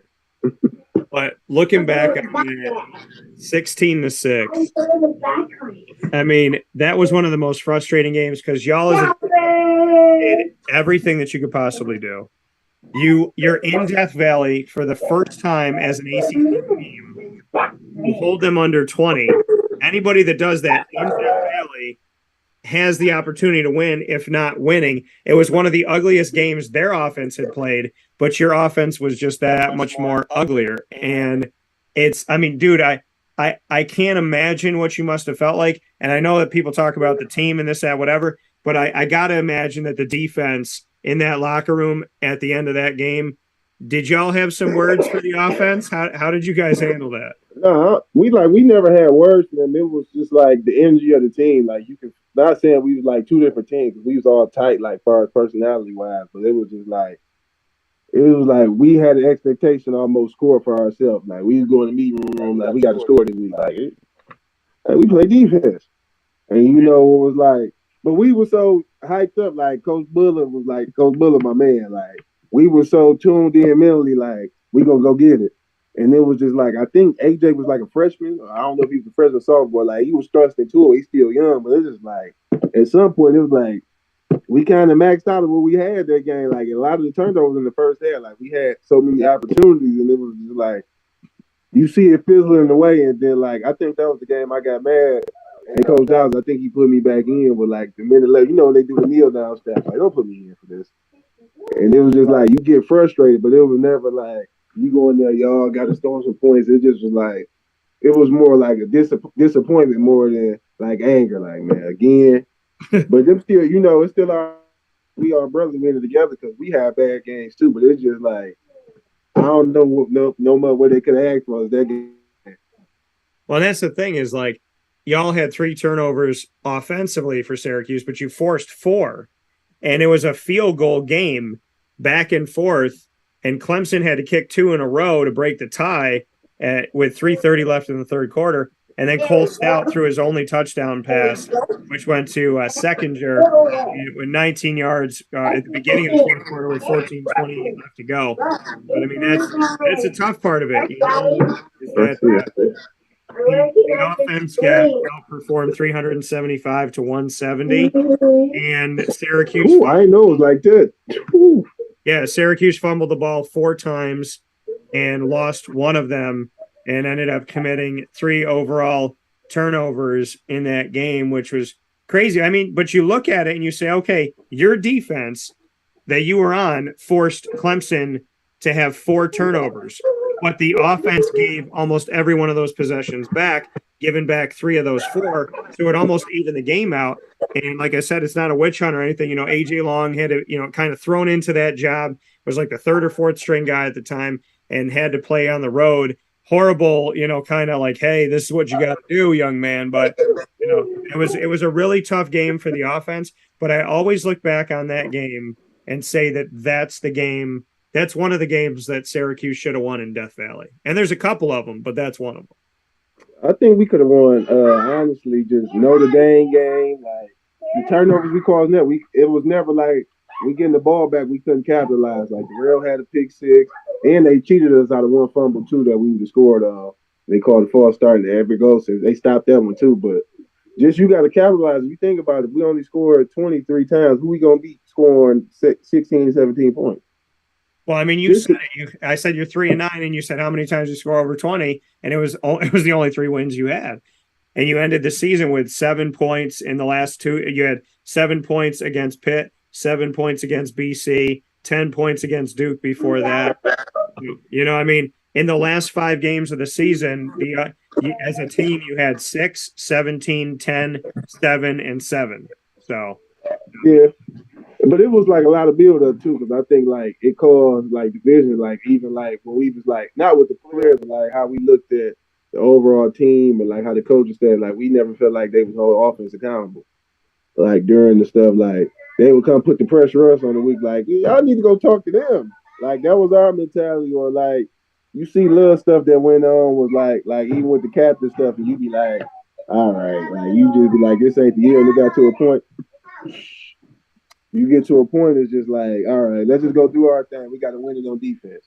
Yeah. And then, like, you never want to get to it and feel like we got it. One side got to win the game. Like, we all the team. And it was just like, you see little stuff like certain people not being used and all that. We still players like, we in practice with these guys every day. Like AD should be getting the ball. Like why y'all not playing AD? Like little stuff like that. Like we play with these guys. We know what they can do. Like don't take personal stuff into the football. Like why AD not getting no carries? Like little stuff like that. Yeah. You know, and I always said that was one of the biggest mistakes of Syracuse football history in the last 20 years is that you transition from Jerome and Prince to Adonis and Prince, and the human wrecking ball, the guy who could run a clock down, the guy who could keep getting you first downs, the guy who you brought in Doug Marone's special scheming plays there where the ball was either going to him or he was a decoy, but either way it worked. And a guy who could barrel his way into the end zone. Adonis and Moore will go down in history for me as one of the most underutilized, unappreciated, disrespected Syracuse players of all time. I don't think they watch AD highlight high school. He's one of the best running backs for Colorado ever. Like he in a record book. Yeah. Like that man rushed for 1,500 yards 4 times. And like he agile too. It's not just like straight down. And you see stuff like that, like what's going on? Like why AD's not getting the ball, or why this guy not playing, or they not holding certain guys accountable because they like him. And it's like it caused divide, or like something simple, like how me and Red is not invited to the leadership meeting, and we've been playing since we were freshmen in the rotation. I can't play special teams. Like I cracked the rotation at 17 years old, and like how guys like us not getting invited to a leadership meeting, but we got some of the biggest network. But when y'all have problems, y'all want somebody diffuse it, or you want me to look after somebody, like stuff like that, and you start to see the domino effect of it. Like, all right. When you look back on Adonis Amin Moore, since the coaching change from Marone to Schaefer, carried the ball 67 times over 2 years. Only played 2 games in 2013 and had 5 carries, and then played in 11 games in 2014 and had 65 carries. But that's it. And they never trusted him, never leaned on him. I talked to him about it. He said, and he ain't never complained publicly, and that's why, like, and it make me so mad because, like, we was having these conversations, and bro, I'm like, bro, you need to get up out of here. And for your teammate to tell you that, just like, I know how good AD was, and that's still one of the things make me mad to this day. Like, no, AD should have been getting the rock, and like, I love them other guys, but AD was that dude. And it's like for them to do AD like that, I could never, like, nah. And I'm with you. And I've said it. I said it over and over and over again. One of the biggest travesties. I used to call him up and be like, bro, what is going on? Like, what happened? And it never made sense to me. It never settled with me. It was never right with me. And at the end of the day, here he is as one of the most underutilized, like I said, running backs in Syracuse history, and people don't know what they had, and they don't know. I mean, he played fullback in 2013 for no reason, and I mean, to me, it was just stupid. It was wrong, and it should have never happened. It happened. I will never ever understand it. I know the people that were on the new coaching staff. I know people that were on, the prior coaching staff, and to this day, nobody can tell me why they did Adonis so dirty. And I think I told him on the phone, I said, bro, I love you and I love Syracuse and this is my hometown, but I care about you more than I care about, I said, I care about you guys and I love you guys more than anything. So like, I'm not going to be selfish to it. And I said to him, I was like, if you got to go, because I love you too much to be like, stay and deal with it. And he, was caught in the middle of, do I stay and do I go?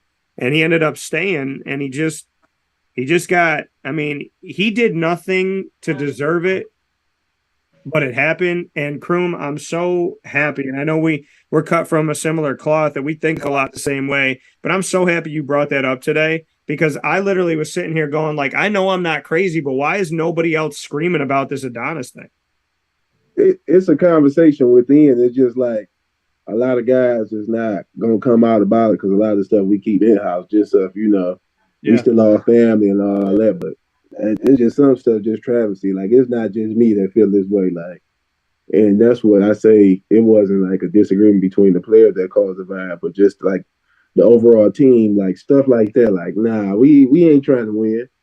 You know what I'm saying? Like, if you're doing stuff like that, so it's like, all right. Then the way like guys that staple like staples of the team don't get the treatment. Like, you don't get no extra treatment, but it's like, nah, it just wasn't going. Like, something like even look how successful the tank package was.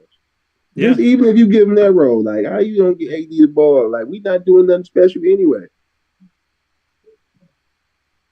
I'm with you. And I called it the wrecking ball. So that tank package that Marone had instituted that worked like pretty much every single time. It was like over 80% effective. So I loved seeing it. I loved watching him. And it had been a long time since somebody on Syracuse ran the clock out, and I watched him do it, and I loved that. I mean, just handing the ball, bang, 3 yards, bang, 4 yards, bang, 8 yards, and just see that tick, tick, tick, tick, tick, tick, tick.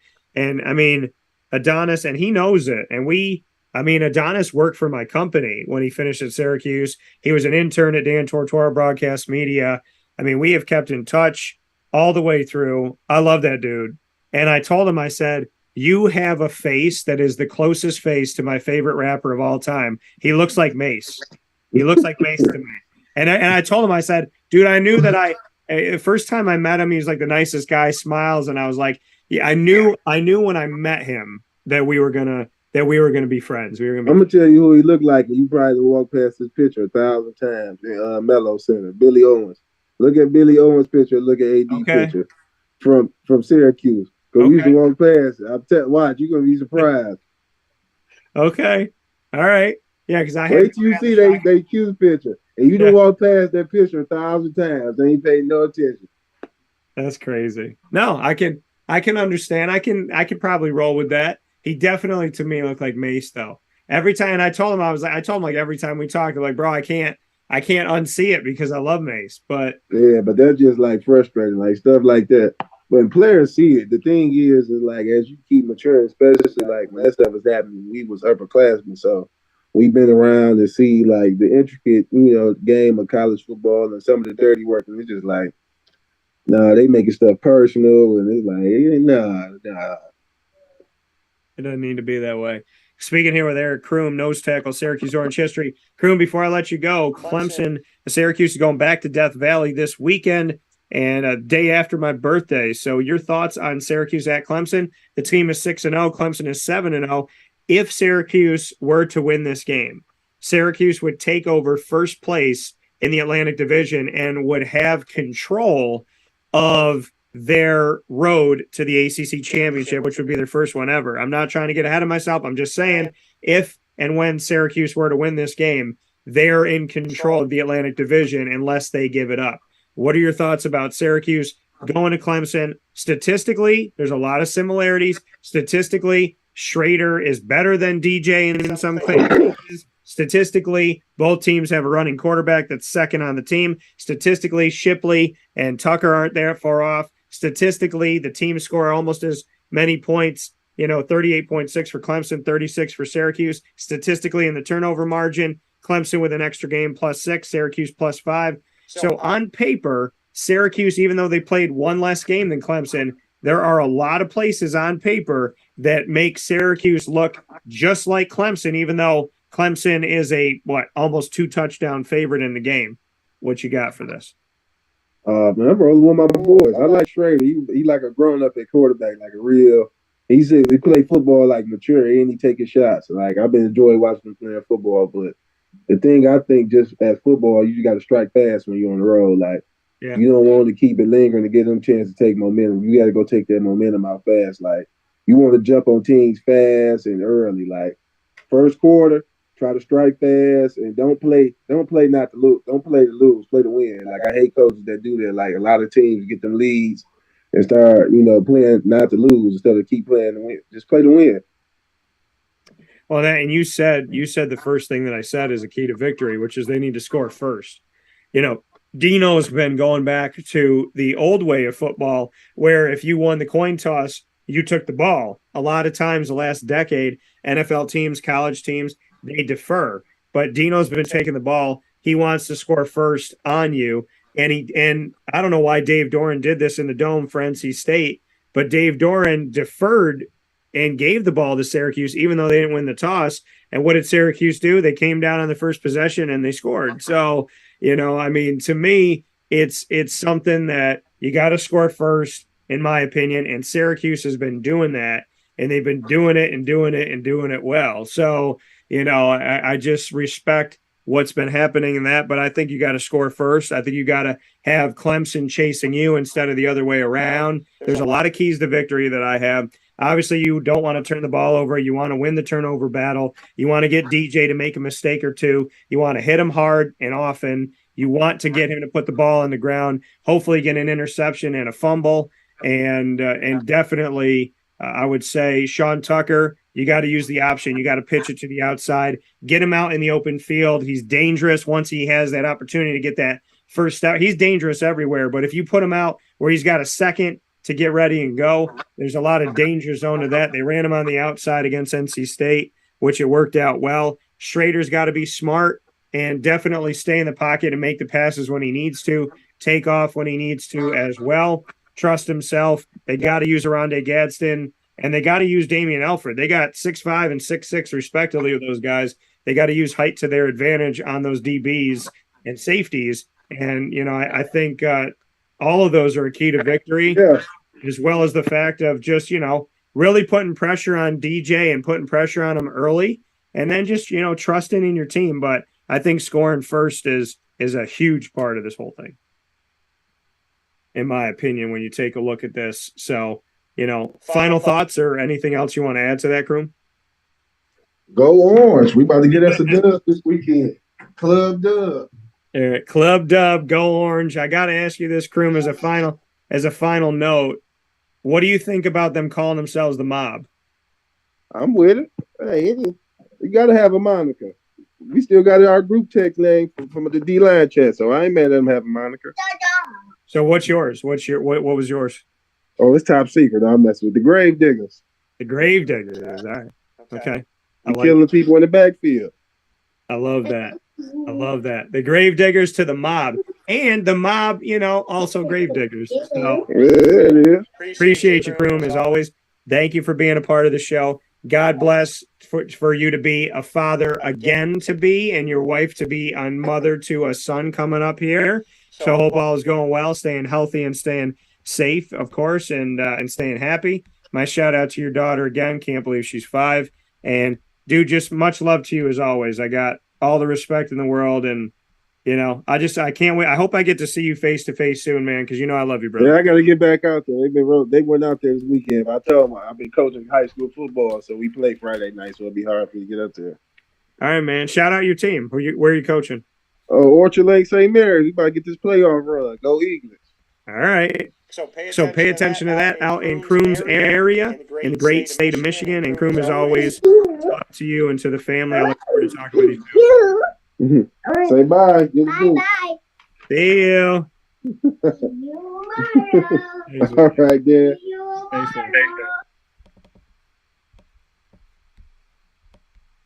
Carvel DeWitt. It's what.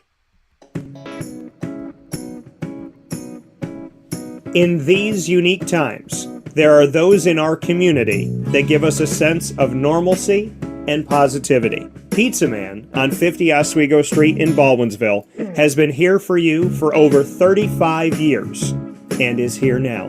Call 315-638-1234 or order online at pizzamanbville.com to bring those familiar tastes into your home. And remember to come see our monthly on-site broadcasts centered around the community and our Baldwinsville Bees. Pizza Man in Baldwinsville. Any way you slice it, they are always here for you.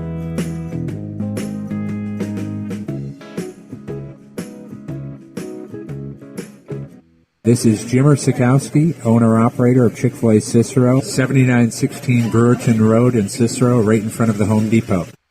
I had a deep feeling that God wanted me to do something bigger with my life and to help people, help others. I kept putting Chick-fil-A in my life, and I realized as I was going through the franchise selection process that positively impacting the lives of others was really core to what we do here at Chick-fil-A. First of all, it starts with the food. The food is brought in fresh daily. We bring in local produce. We prepare to order in the kitchen. We hand bread our chicken. We hand spin our milkshakes. It's great food. It doesn't taste like fast food. I think the second thing is the the way people feel when they come in a Chick-fil-A restaurant. It's different. We try to treat people with intentional kindness here, which is very different and deeper than good customer service. And so I think it feels remarkable for most people to come in a Chick-fil-A restaurant. And then lastly, the impact that we try to have in the community is very different. It's a big part of the expectation of every operator of a Chick-fil-A restaurant is that they're actively engaged in their community, they're a leader in the community, and they're making a difference. When they realize that what we're striving to do is to shine a little light in their life, that's a very, very different experience than you will have at any other quick service restaurant. And it's that remarkable experience that I think people will emotionally connect with. I'm George Townsend of Honda City with some good advice when buying a new car. The true cost of owning a new car is determined by the appraised value when you trade it. No vehicle appraises higher than a Honda. Next, look for low APRs and deep discounts. You also want low maintenance costs and great fuel economy. That's why my advice to you is to buy a new Honda. Looking pre-owned, visit our Honda Certified Used Car Center. Honda City, 7140 Henry Clay Boulevard, Liverpool, or HondaCity-CNY.com. It would be a pity if you don't shop at Honda City. Our corporate purpose at Chick-fil-A is to glorify God by being faithful stewards of all that's entrusted to us and to positively influence all those who come in contact with Chick-fil-A. And what became increasingly clear from our success in Cicero is that people love Chick-fil-A. And also I think we recognized that, we had a great opportunity to grow the brand and grow our platform. I felt incredibly grateful when I was selected to be a Chick-fil-A operator. I think what it's meant for me, what I've come to realize on a very deep level is that this is a calling for me. It's not a career. It's not a job. The Lord called me to be a Chick-fil-A operator and to use these restaurants to glorify Him and to positively influence other people. I'm blessed. I'm very blessed. Head to Chick-fil-A Clay on 3974 State Route 31 in Liverpool, New York. Welcome back here to Wake Up Call with Dan Tortora inside of the Cafe Kubal Studios, hanging out where sports meets life. Always happy to be with you every Monday through Friday from 9 a.m. to 11 a.m. Eastern Time. Wherever you are, thanks for tuning in on Facebook.com, YouTube.com, and MixLR.com, all /Wake Up Call DT worldwide. And, of course, you can find us on Facebook.com /LiveNowDT and on the homepage of WakeUpCallDT.com where the MixLR feed is embedded so you can listen live right from our website. So however you're tuning in, thank you so much for being here. I am always honored and privileged to have someone that I respect in my profession and someone that I respect more than that as personally as a friend and as somebody that I always look forward to seeing and speaking with, and that is Bob Holliday of WRALSportsFan.com. Bob has been in the game for many years, and he's one of those people that you just have that appreciation and that respect for. I know he's a humble person. I know he might say few words to it, but I can't introduce him any other way as we get set to talk about the ACC Football Conference at the Midpoint than saying, Bob, thank you for all the work you've done over the years, and thank you for the kindness that you gave me, because in the media world, that kindness doesn't come all too often, so I appreciate that. Good morning, Dan. Thank you for the introduction. Yeah, it's been, I started this way back when I was a student at Carolina, so this is about 52 years now, and hopefully there are a few more left. Yeah, no, absolutely, and I'm sure there are many more years left. The world, in the sports world with Bob Holliday is better with you than without. So we're talking about the ACC Football Conference at the midpoint. Crazy to believe we're already at the middle of the season. Some teams have played 7, some teams have played 6. Your overall thoughts, I know we're going to dig into the Carolina teams and where your roots are. We're also going to talk about Syracuse, Clemson coming up, the 2 undefeated teams left in the conference. But an overall kind of midpoint, what's been going through your mind? What are some of the themes that you're seeing here as we're halfway through the ACC, halfway through the college football regular season and halfway through to see what these ACC teams look like? It became clear during the summer, Dan, with the announced expansion of the Big Ten and all of the futuristic analyses of the demise of the ACC, it became clear that ACC teams needed to play this fall as if the very life of their conference depends on it. Yeah. And I think they have. There have been a few stumbles on the way. North Carolina's loss to Notre Dame really hurt, although I think the Tar Heels are a much better team as a result of it. But anyway, Clemson is once again in the mix where the Tigers always should be, it seems. Top 4, top 5. NC State suffered a terrible blow with the injury to quarterback Devin Leary.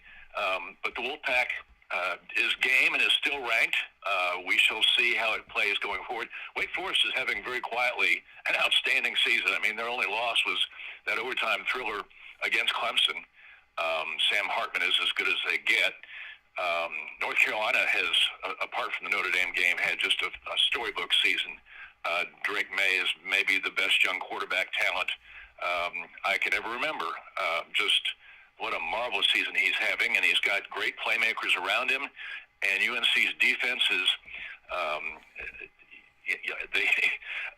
they're porous for sure, but they're getting better at coming up with key stops. They've actually won the last 2 weekends. They've clinched victory the last 2 weekends on interceptions.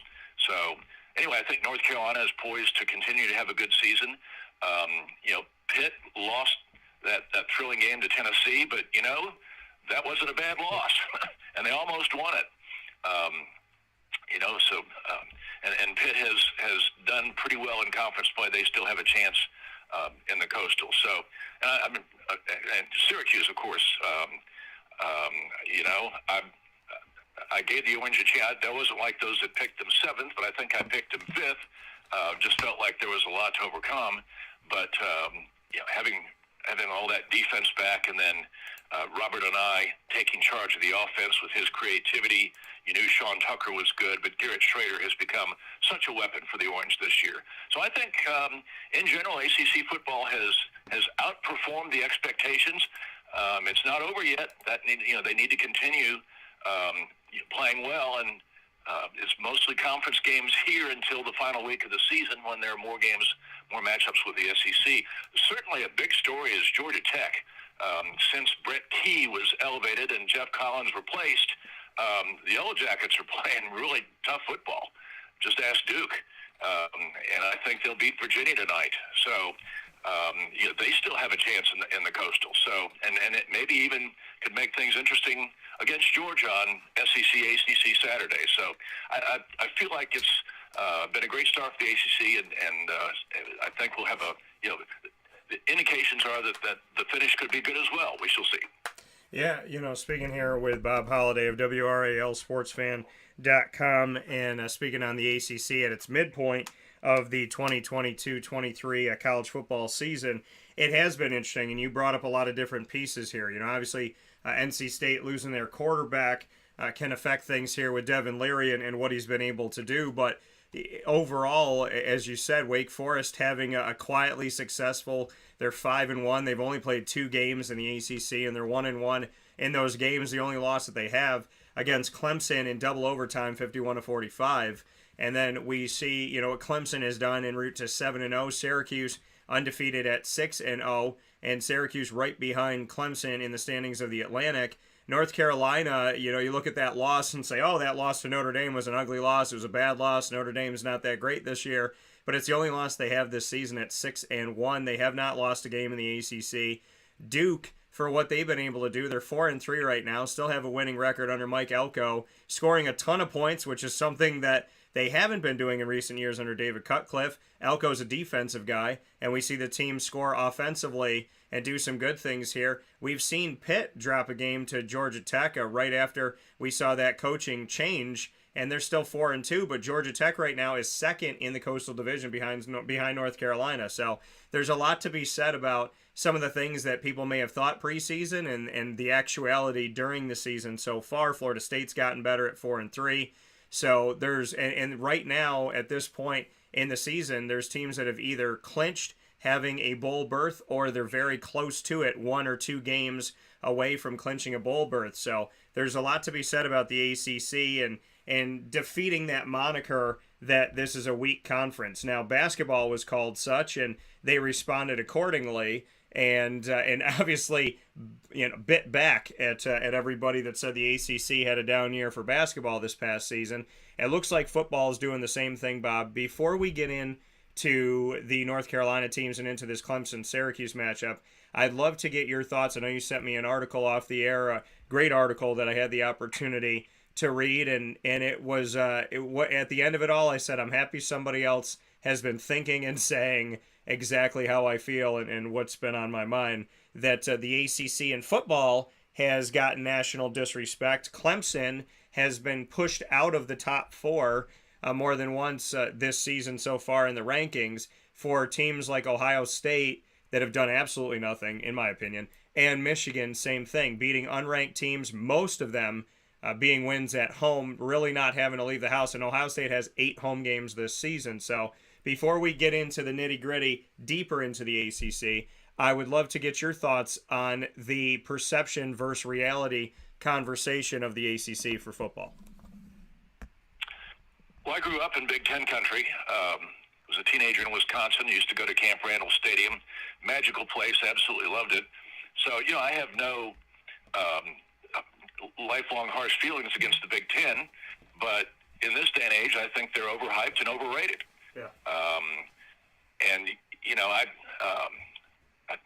I don't. I mean, Alabama lost last week, so I don't pay too much attention to the rankings this early in the season, but Alabama should not be ranked just on reputation ahead of Clemson. Georgia has performed consistently. What a great win for Tennessee against Alabama. But remember, Pitt almost beat Tennessee. Look for a while in that game like Pitt would win that game. So, you have to say that the gap between the ACC and the SEC, and the ACC did get some wins over the SEC, by the way, and those were important. I feel like the ACC is very, very competitive this year, and look forward to the finish of the season. But those games, those interconference games that remain, really, really matter. The games against Notre Dame really, really, really matter. Yeah. And then, should the ACC get a team into the playoffs? That matters obviously a great deal. And then the bowl games matter. Commissioner Phillips said back in July, bowl games matter. Yeah. Unfortunately, we didn't get to play very many of them last year because of the pandemic, but they do matter, and the ACC has not done that well in bowl games recently. So I think before you can really accurately judge the success or the degree of it, this season is already not a failure. But whether it's a 7, 8, 9, or 10, I think we wait till after the bowls to decide what that score is. Yeah, and as we look to your area in the great state of North Carolina, where you spent a lot of time covering the teams, and obviously North Carolina, Duke, NC State, and Wake Forest also within that triangle, and taking a look at North Carolina this season, like we said, the only loss has been to Notre Dame. Just started off the season blowing out FAMU, took down Appalachian State, who we know has been a pain for teams in recent history, especially this season as well. Appalachian State has been no slouch, and they beat them in a barn burner 63-61 on the road at Appalachian State. And, we look at App State and what they've done this season up to this point. They're 4-3, but keep in mind they defeated Texas A&M on the road at Texas A&M when Texas A&M was ranked 6th in the nation. So North Carolina getting a win over App State, who had defeated Texas A&M. They beat Georgia State on the road. They did have that loss to Notre Dame 45-32. Blew out Virginia Tech, I should say, at home, and then defeated Miami in a close one on the road, and at Duke in another close one. What we've seen in this North Carolina team is resiliency, and no matter how high the score goes in a lot of these cases, they're able to muster up more offense than their opponent. What can you tell me about North Carolina watching them so closely? Well, it's interesting, Dan. Last night, Appalachian played Georgia State, and I was quite interested in the game because North Carolina played both of them on the road. Memo to athletic directors: do not schedule games against the Sun Belt Conference on the road. Yeah. North Carolina was actually, everybody knows how fortunate the Tar Heels were to escape Appalachian. It came down to stopping a 2-point conversion after a 40-point fourth quarter. But, Georgia State was also a very, very difficult game. The Tar Heels had a big lead there, and they were actually down a touchdown late in the third quarter and had to come back and win that game. Georgia State may be the best 2 out of 5 team in America. And they led Appalachian last night 14-0 late in the first half, and then the Mountaineers staged a big comeback. But I think those games started the pattern for North Carolina that continued right on through last Saturday's thrilling game at Duke, and that is that this North Carolina team is winning on the road and winning close games. Mac Brown said going into the season that was the problem last year. That team, led by Sam Howell, was in every game, but ultimately, couldn't finish on the road and couldn't finish the close games. This team is, and the pattern started that Saturday in Boone, continued the next week at Georgia State in Atlanta, and then certainly continued at Miami. That came down to the final drive, and then at Duke, as I wrote in my column this week, UNC beat Duke by inches. There were a couple of remarkable catches by Carolina receivers where they, watching from the press box at Wallace Wade Stadium, watching Caleb Hood catch that touchdown pass in the first half, it looked like there was no way. He was, extended over the line to catch the ball, and his momentum carried him out immediately. It looked like there was no way he got a foot in, and the referee on the site called touchdown. And replay will show this, and replay showed that he actually got 2 feet in. I don't know how he did that. And then on the game-winning touchdown catch by Antoine Green, the replay officials watched that thing for like 7 or 8 minutes. So they wanted to be absolutely sure about the call. He was clearly in bounds by a few inches when he caught the touchdown pass, but he had come back to get the ball, and it looked like maybe he had stepped on the end line, prior to catching the pass, and that, of course, would have made him an ineligible receiver. I looked at that. I got home in time to watch the ACC network, and they showed the video a couple times, and there were a few blades of grass between the edge of his left edge of his shoe and the out of bounds line, but no more. I mean, it was like really, really, really close. And that game, first of all, the atmosphere at Wallace Wade Stadium was electric. I mean, I've been going to games there since like 1969. That was the year that Duke pulled off the famous shoestring play to beat Carolina. But I've never seen an atmosphere like that in Wallace Wade Stadium. Obviously, there were some Carolina fans, but there were more Duke fans, and what a fantastic night for football. But anyway, so many wild swings in that game. Duke had control early with the running of Riley Leonard, who I know you got to know as a recruit. Yeah. And then North Carolina came back and really looked like they had the game in the third quarter. They'd gotten a stop. They'd gotten 2 touchdowns to take the lead. Then they were up 10. Duke went for it. Mike Elko, understanding that the game is slipping away, went for a 4th and 1 at his own 34. 4-yard loss. So Carolina takes over at the 30 with a chance to really make Duke become, take them out of their offense. They were going to have to start really passing to try to catch up. And Carolina proceeded to try a trick play, and they got sacked, and they lost 4 yards in 3 plays and wound up missing a 51-yard field goal. And that energized Duke. They totally took control of the game, and they should have won. They drove down with a chance to either go up by 7 or 11, and they had a couple of costly penalties, and then missed a field goal, and that gave Carolina 2 minutes to go win the game. And I raved about Drake May earlier. I think the thing he does best is the 2-minute drill or the 1-minute drill. Against Virginia Tech, they actually got the ball with 28 seconds and made 3 passes and kicked a field goal. So this guy can score in a hurry, and a remarkable drive for the game-winning touchdown. Yeah, and I appreciate that. And the way that you described it, Bob, is as you always do in your articles and when you come here and join me on Wake Up Call with Dan Tortora inside the Cafe Cubal studios, you paint a picture for people that we can see the game, whether or not we have seen it. And you can definitely check out all of Bob's work, WRALSportsFan.com, and the article he just alluded to, Holliday, Heels 6-1 after beating Duke by inches and bringing up those multiple plays where it seemed almost impossible. And then you go back and you look at those replays and see that those blades of grass did have some touching of the toes by these North Carolina receivers and as well as the running backs. So, seeing this game be what it is and see North Carolina already become bowl eligible this season, I thought it was interesting when you and I were at ACC Kickoff in Charlotte and Mack Brown came to the podium. And from the first time I had the opportunity to speak with Mack Brown, and it was in his second stint here. I didn't have an opportunity to talk with him his first time around at North Carolina. When he got up to that podium and I got to speak with him, I automatically was like, this is a guy that I want to talk to as often as possible.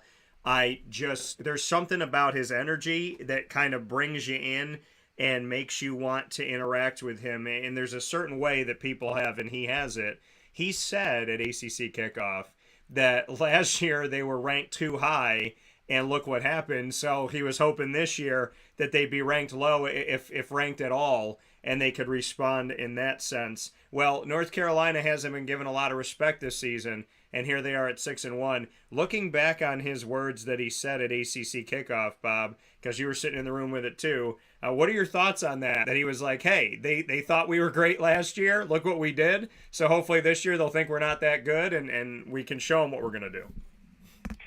Well, I think he's exactly right. I've had the privilege of covering Mack Brown since 1988, and he's a people person, great recruiter, friendly with the media, and so knowledgeable. And he became much more knowledgeable during his stint at Texas, and so the second, so Mack Brown too, I think, has been really, really fun for me to watch. Yeah. I thought it was a great move to bring back Gene Chizik as the defensive coordinator. Very rocky start, man. During that Georgia State game, there were all kinds of people getting on Twitter calling for his dismissal during the game. And I have to say that during the Notre Dame game, I happened to meet my son at halftime. I left the press box to go meet my son at halftime, and actually ran into Mark May and had a good conversation. I told him I could tell that Drake was a basketball player. All the Mays are very, are three-sport athletes. But anyway, right before time to go back up for the second half, here comes security running with the Carolina coaches, and they got a little bit far ahead of Coach Chizik, and ugly words were uttered by fans. And that's too bad. But anyway, I think things have gotten much better since the Notre Dame game. That's my biggest, I think the biggest regret for North Carolina this season is they absolutely could not stop the run against Notre Dame and allowed a very average offensive team to put up a lot of points. They've gotten much better against the run since then. I say that with the caveat they have trouble, as many defenses do, in stopping running quarterbacks. Yeah. And so looking ahead to the Pitt game, I can't remember how effective. If Kenny Pickett were still playing, I would worry about North Carolina stopping the run in that game, because Kenny was a very effective runner when he chose to. But I think if it's just Israel Abanikanda, I think the Heels can, maybe hold them to 95 yards or something. And I do think that Pitt's defense is their defense. They never change for anybody. They're going to attack May with blitzes. They'll sack him some, but they cover all receivers one-on-one, and I don't see Pitt's secondary being able to cover Josh Downs or Antoine Green or J.J. Jones or the tight ends. And so I think North Carolina will win that game, but there's never an easy Saturday night against Pitt. No, not by any stretch of the imagination. And you talk about not having an easy Saturday night. How about a Saturday day game, noon Eastern time on ABC? The two unbeaten teams left in the ACC. There's only 9 undefeated teams in America right now in Division I FBS. 9 teams out of over 130 programs. 2 of them are inside of the ACC, and that being Clemson at 7-0, Syracuse at 6-0 in the same division. Divisions will be gone after this season, but right now they're both Atlantic Division foes. It's going to be a sea of orange in Death Valley. Syracuse at Clemson. What are your thoughts? Because statistically, on paper, DJ's numbers, Garrett's numbers are similar. In some cases, Garrett is better. They're both the second leading rushers on their teams. Will Shipley and Sean Tucker's numbers are similar here. Sean better in some areas, a game less. Shipley's got more touchdowns on the ground, 8-6. And we're also seeing two teams that score in the high 30s. Syracuse 36 with Clemson 38.6 points scored per game. Clemson is +6 in the turnover margin. Syracuse is +5. So what are your thoughts on Syracuse at Clemson? Is this an easy road for Clemson? Is this a game that comes down to the wire? How do you view Syracuse and Clemson as Clemson tries to stay in the top 5 and Syracuse tries to get inside of the top 10 for the first time in a long time? If this game were in Dome, I'm still getting to adjust. It's now the JMA Wireless Dome. Did I get that right? Anyway, yes. If it were in the Dome, I would really like their chances. And by the way, Syracuse has to beat Notre Dame in the Dome. That is just a must-win for the Cuse and for the ACC. And then, of course, Clemson visits Notre Dame, I think, the following week. The ACC needs 2 W's in those games. But as for Saturday, Clemson is just so difficult to beat in Death Valley. The last team to do it was Pitt, 2016, 2017, right? I think it's been like 38 straight wins. But it'll be a close game, and Syracuse certainly can win. The main thing I need to say is, I was when I was on your show a month ago, I talked about how DJ Unglulele, it's a little early to say that, a little early in my day to say his name correctly, but still he's going to be DJU the rest of the show. But I dismissed him as a drop-back quarterback in a spread option offense, and that he didn't understand the subtleties of the zone read. And I think that was true at the time, but I think where he's made his biggest improvement this year is in knowing when to keep the ball and knowing when to let Will Shipley have it. There's never been any question about his arm, but his ability to run the ball has opened up the passing lanes for him. And their offense looks much, you heard question marks the first couple of weeks about, is it time to go to the number 2 guy, who, of course, is highly heralded. But since then, DJU has really come on strong. I think it started in the Wake Forest game and has continued every Saturday thereafter. And I think this will be the biggest, without question, the biggest test for Syracuse's defense this season. Purdue was a big test. I watched that game. They have a fantastic passing attack. Yeah. But Clemson's got to come at the Orange with both Will Shipley and DJU. The receivers are not as good as some years. I mean, I think it's a good debate as to whether Wake Forest or UNC have the best receivers. I think you could make a good argument either way. Clemson's receivers are not quite as good as they have been in some years, so that makes DJU a little less dangerous throwing for the air, but Will Shipley is a fabulous receiver. So I think that kind of makes up for it. Speaking of receivers, Aronde Gadsden, absolutely uncoverable. NC State has good DBs. They did get a couple of interceptions. I think those were the two mistakes that Garrett Schrader made in the game, throwing into traffic there. But as Dave Doran pointed out before the game, Garrett Schrader is much more accurate. He was about a 50% passer last year, and I think he was just 64% against the Wolfpack, which does have a good pass defense. But 71% before that. So Garrett Schrader's increased accuracy is going to be a factor in this game. Clemson's going to have to get pressure on him. Clemson, like every other team, has some trouble defending a quarterback that runs, and so when Clemson puts pressure on him, they've got to be careful that Schrader doesn't run out of the pocket, which he's very good at. And he and Tucker really complement each other. Sean Tucker is as good as any running back in the ACC. Apanaconda is great, and Shipley's great. And by the way, UNC's Caleb Hood is really coming on. But anyway, I think that the Clemson defense is going to have its hands full defending the Syracuse offense, and can't wait to see it.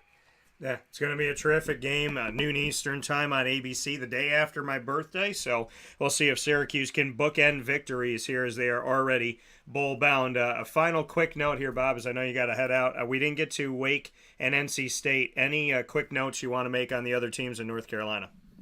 The NC State, I've got a couple more minutes here, so I'll hit all the other three triangle schools. The NC State win over Florida State was one of the most remarkable things I've ever seen. I mean, to have two remarkable Saturday night games back-to-back has been very special for me. But Florida State really outplayed the Pack in the first half, and then the State gets back within, 17-10? Devin Leary did lead them down one touchdown drive, but then Leary gets hurt. Jack Chambers comes into the game. He played some in the Charleston Southern game, which actually that was where he played in college, but nobody knew anything about him. The playbook was very simple. He ran, and I don't even think he completed a pass in that game. But somehow NC State manufactured points, and the most remarkable moment, I've got to tell this story. Alex Mastromano, the Florida State punter, they said I think Mark Rick said on the ACC network, he made some comment about these soccer players, they got to learn football. Alex is actually not a soccer player. He's from down under. He grew up playing Australian rules football.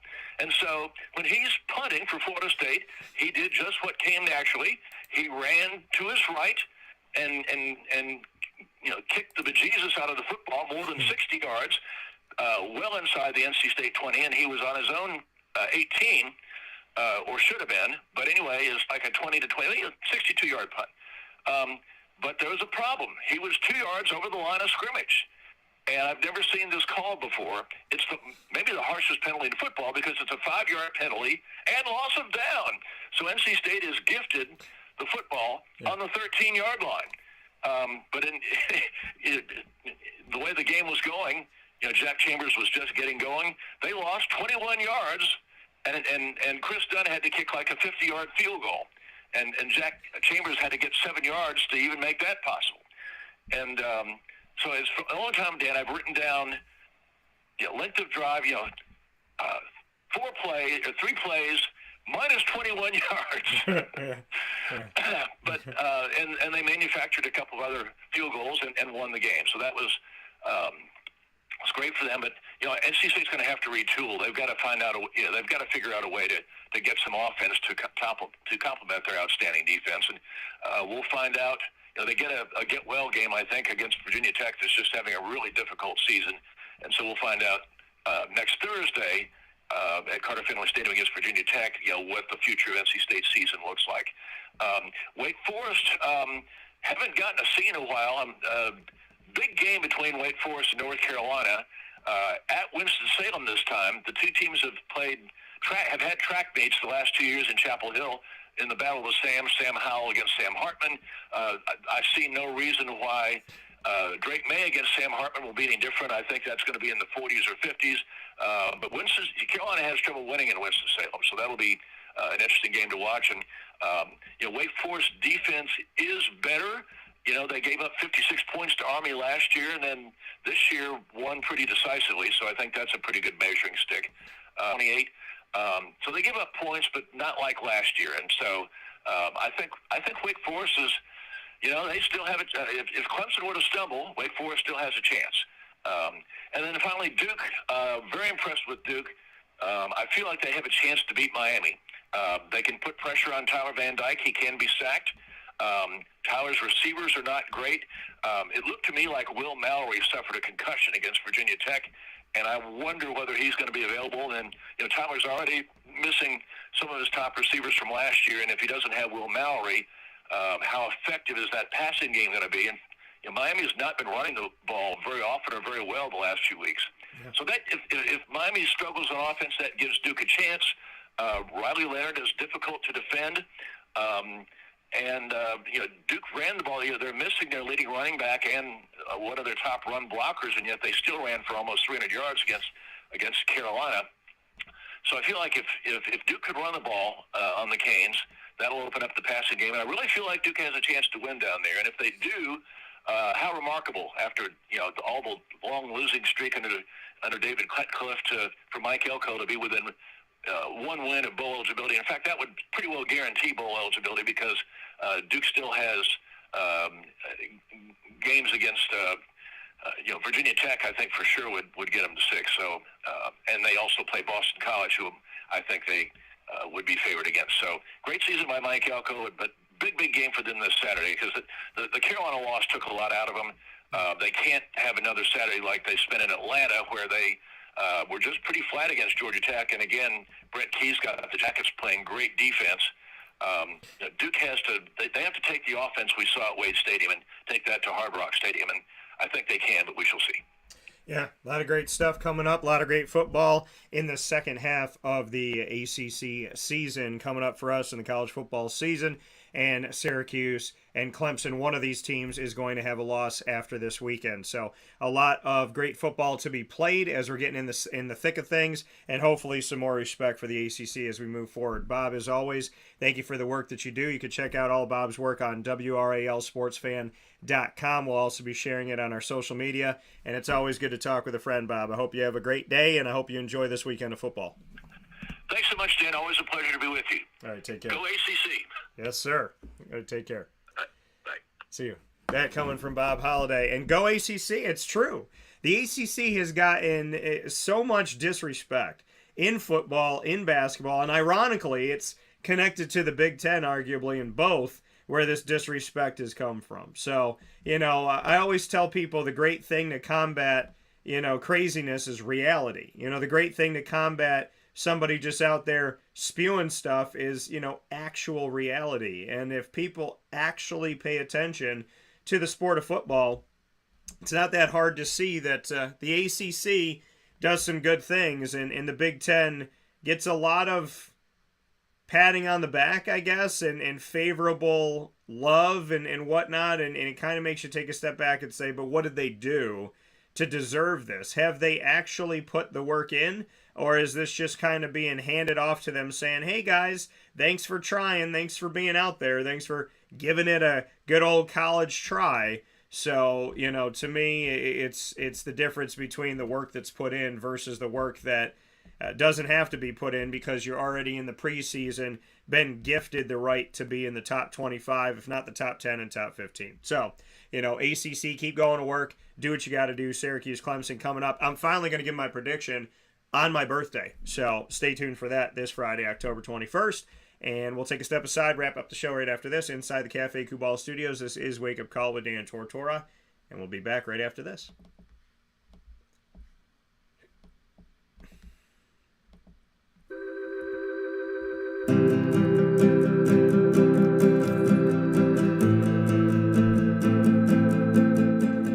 Cafe Kubal offers same-day local delivery of our products, offering no delivery charge for Onondaga County. Shop cafekubal.com for fresh roasted coffee beans, cold brew, travel mugs, and all your essential Cafe Kubal needs. Cafe Kubal, coffee for the soul.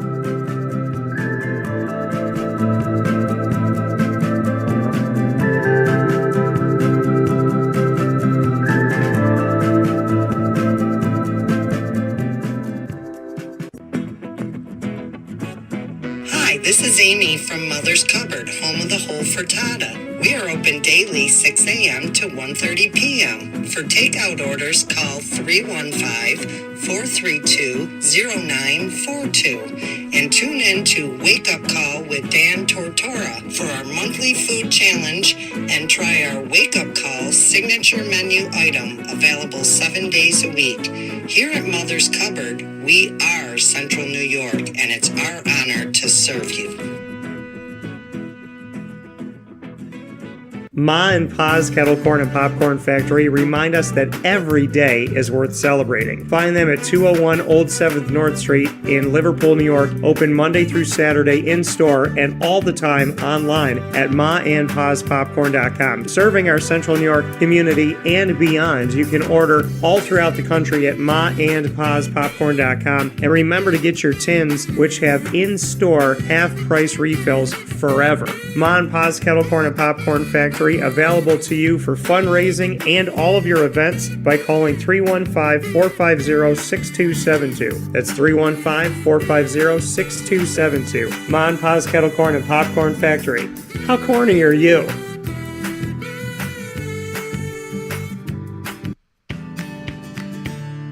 Woody Wicks Candles and Gift Shop, Township 5 Camillus, where you will find handcrafted all-natural soy wax candles over 60 cents to freshen up your home. We carry a wide range of locally made items, salsa Cuse, Syracuse Salt, and Chocolate Pizza Company, to name a few. Let our knowledgeable staff help choose unique gifts and keepsakes for any occasion. Gifts for family and friends, and maybe a little something for yourself. Woody Wicks Candles and Gift Shop, Township 5 Camillus.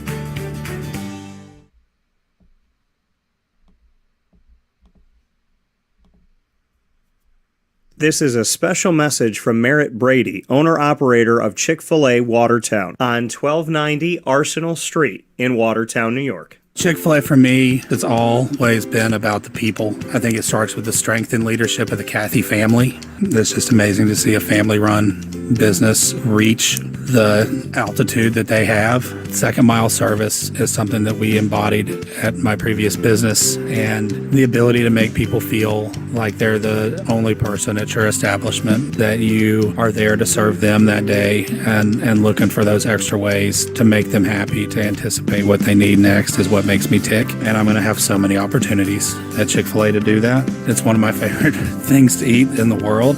My favorite application question or interview question when I'm interviewing is when I get to, have you ever eaten at Chick-fil-A? And a smile hits both their ears. You know, they can't even answer the question for a second. And when I see that, it's like, man, that's going to be a great hire. They already get it. They already feel it. They already know that we're different. The Chick-fil-A experience, it's a real thing. And then, of course, just our generosity and community involvement and making a positive impact in the lives of our team members, our guests, and the community in general, I think is really the secret sauce. Chick-fil-A Watertown on 1290 Arsenal Street in Watertown, New York. Coming to you, fall 2022.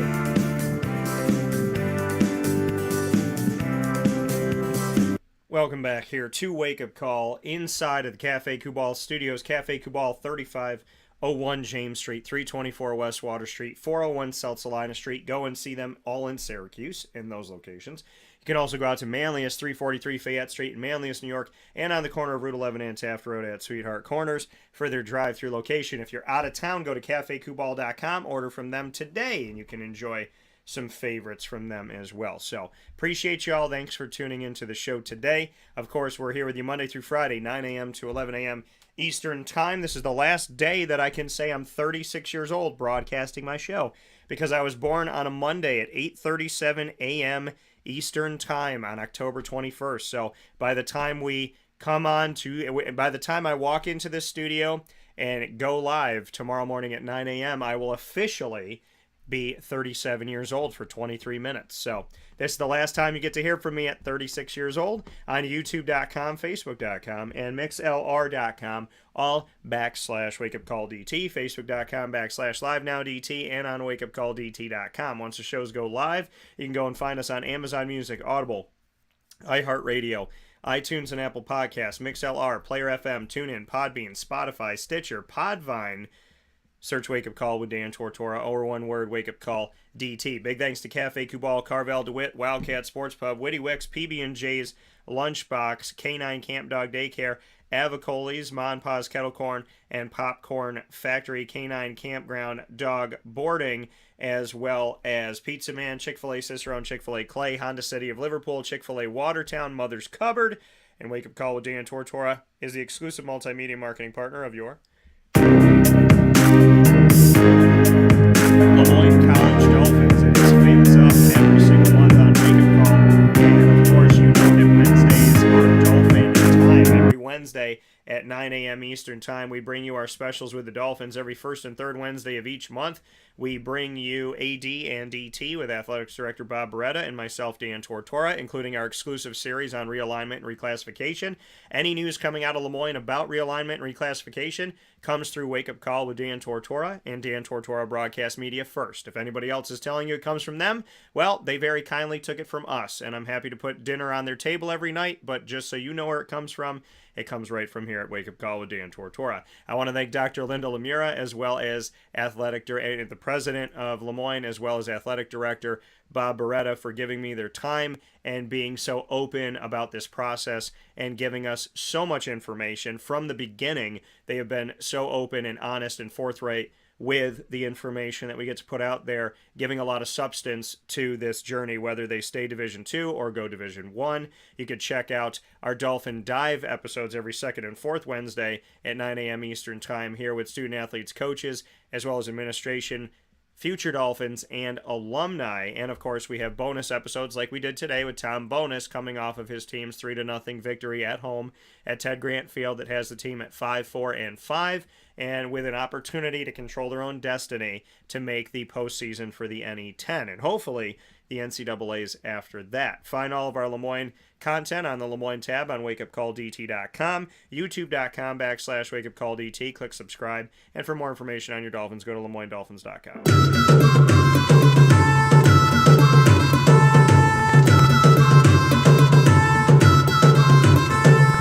Wake Up Call with Dan Tortora and Dan Tortora Broadcast Media are also the exclusive multimedia marketing partner of your Bryan and Stratton Bobcats of Syracuse.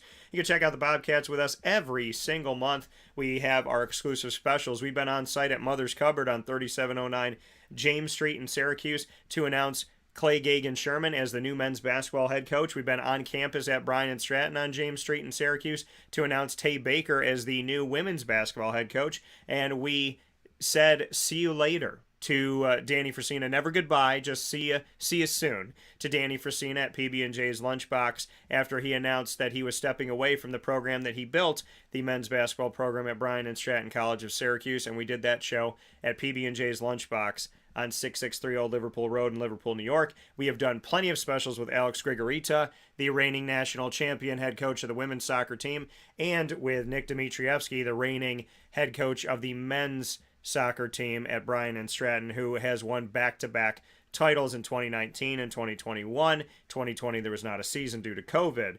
And we have also been chronicling the first ever Bryan and Stratton Syracuse baseball team with head coach Sean Peake and his student athletes. To find out all this incredible information, go to our BSC Syracuse tab on wakeupcalldt.com, subscribe to youtube.com/wakeupcalldt, and for more information, go to syracuse.bscbobcats.com.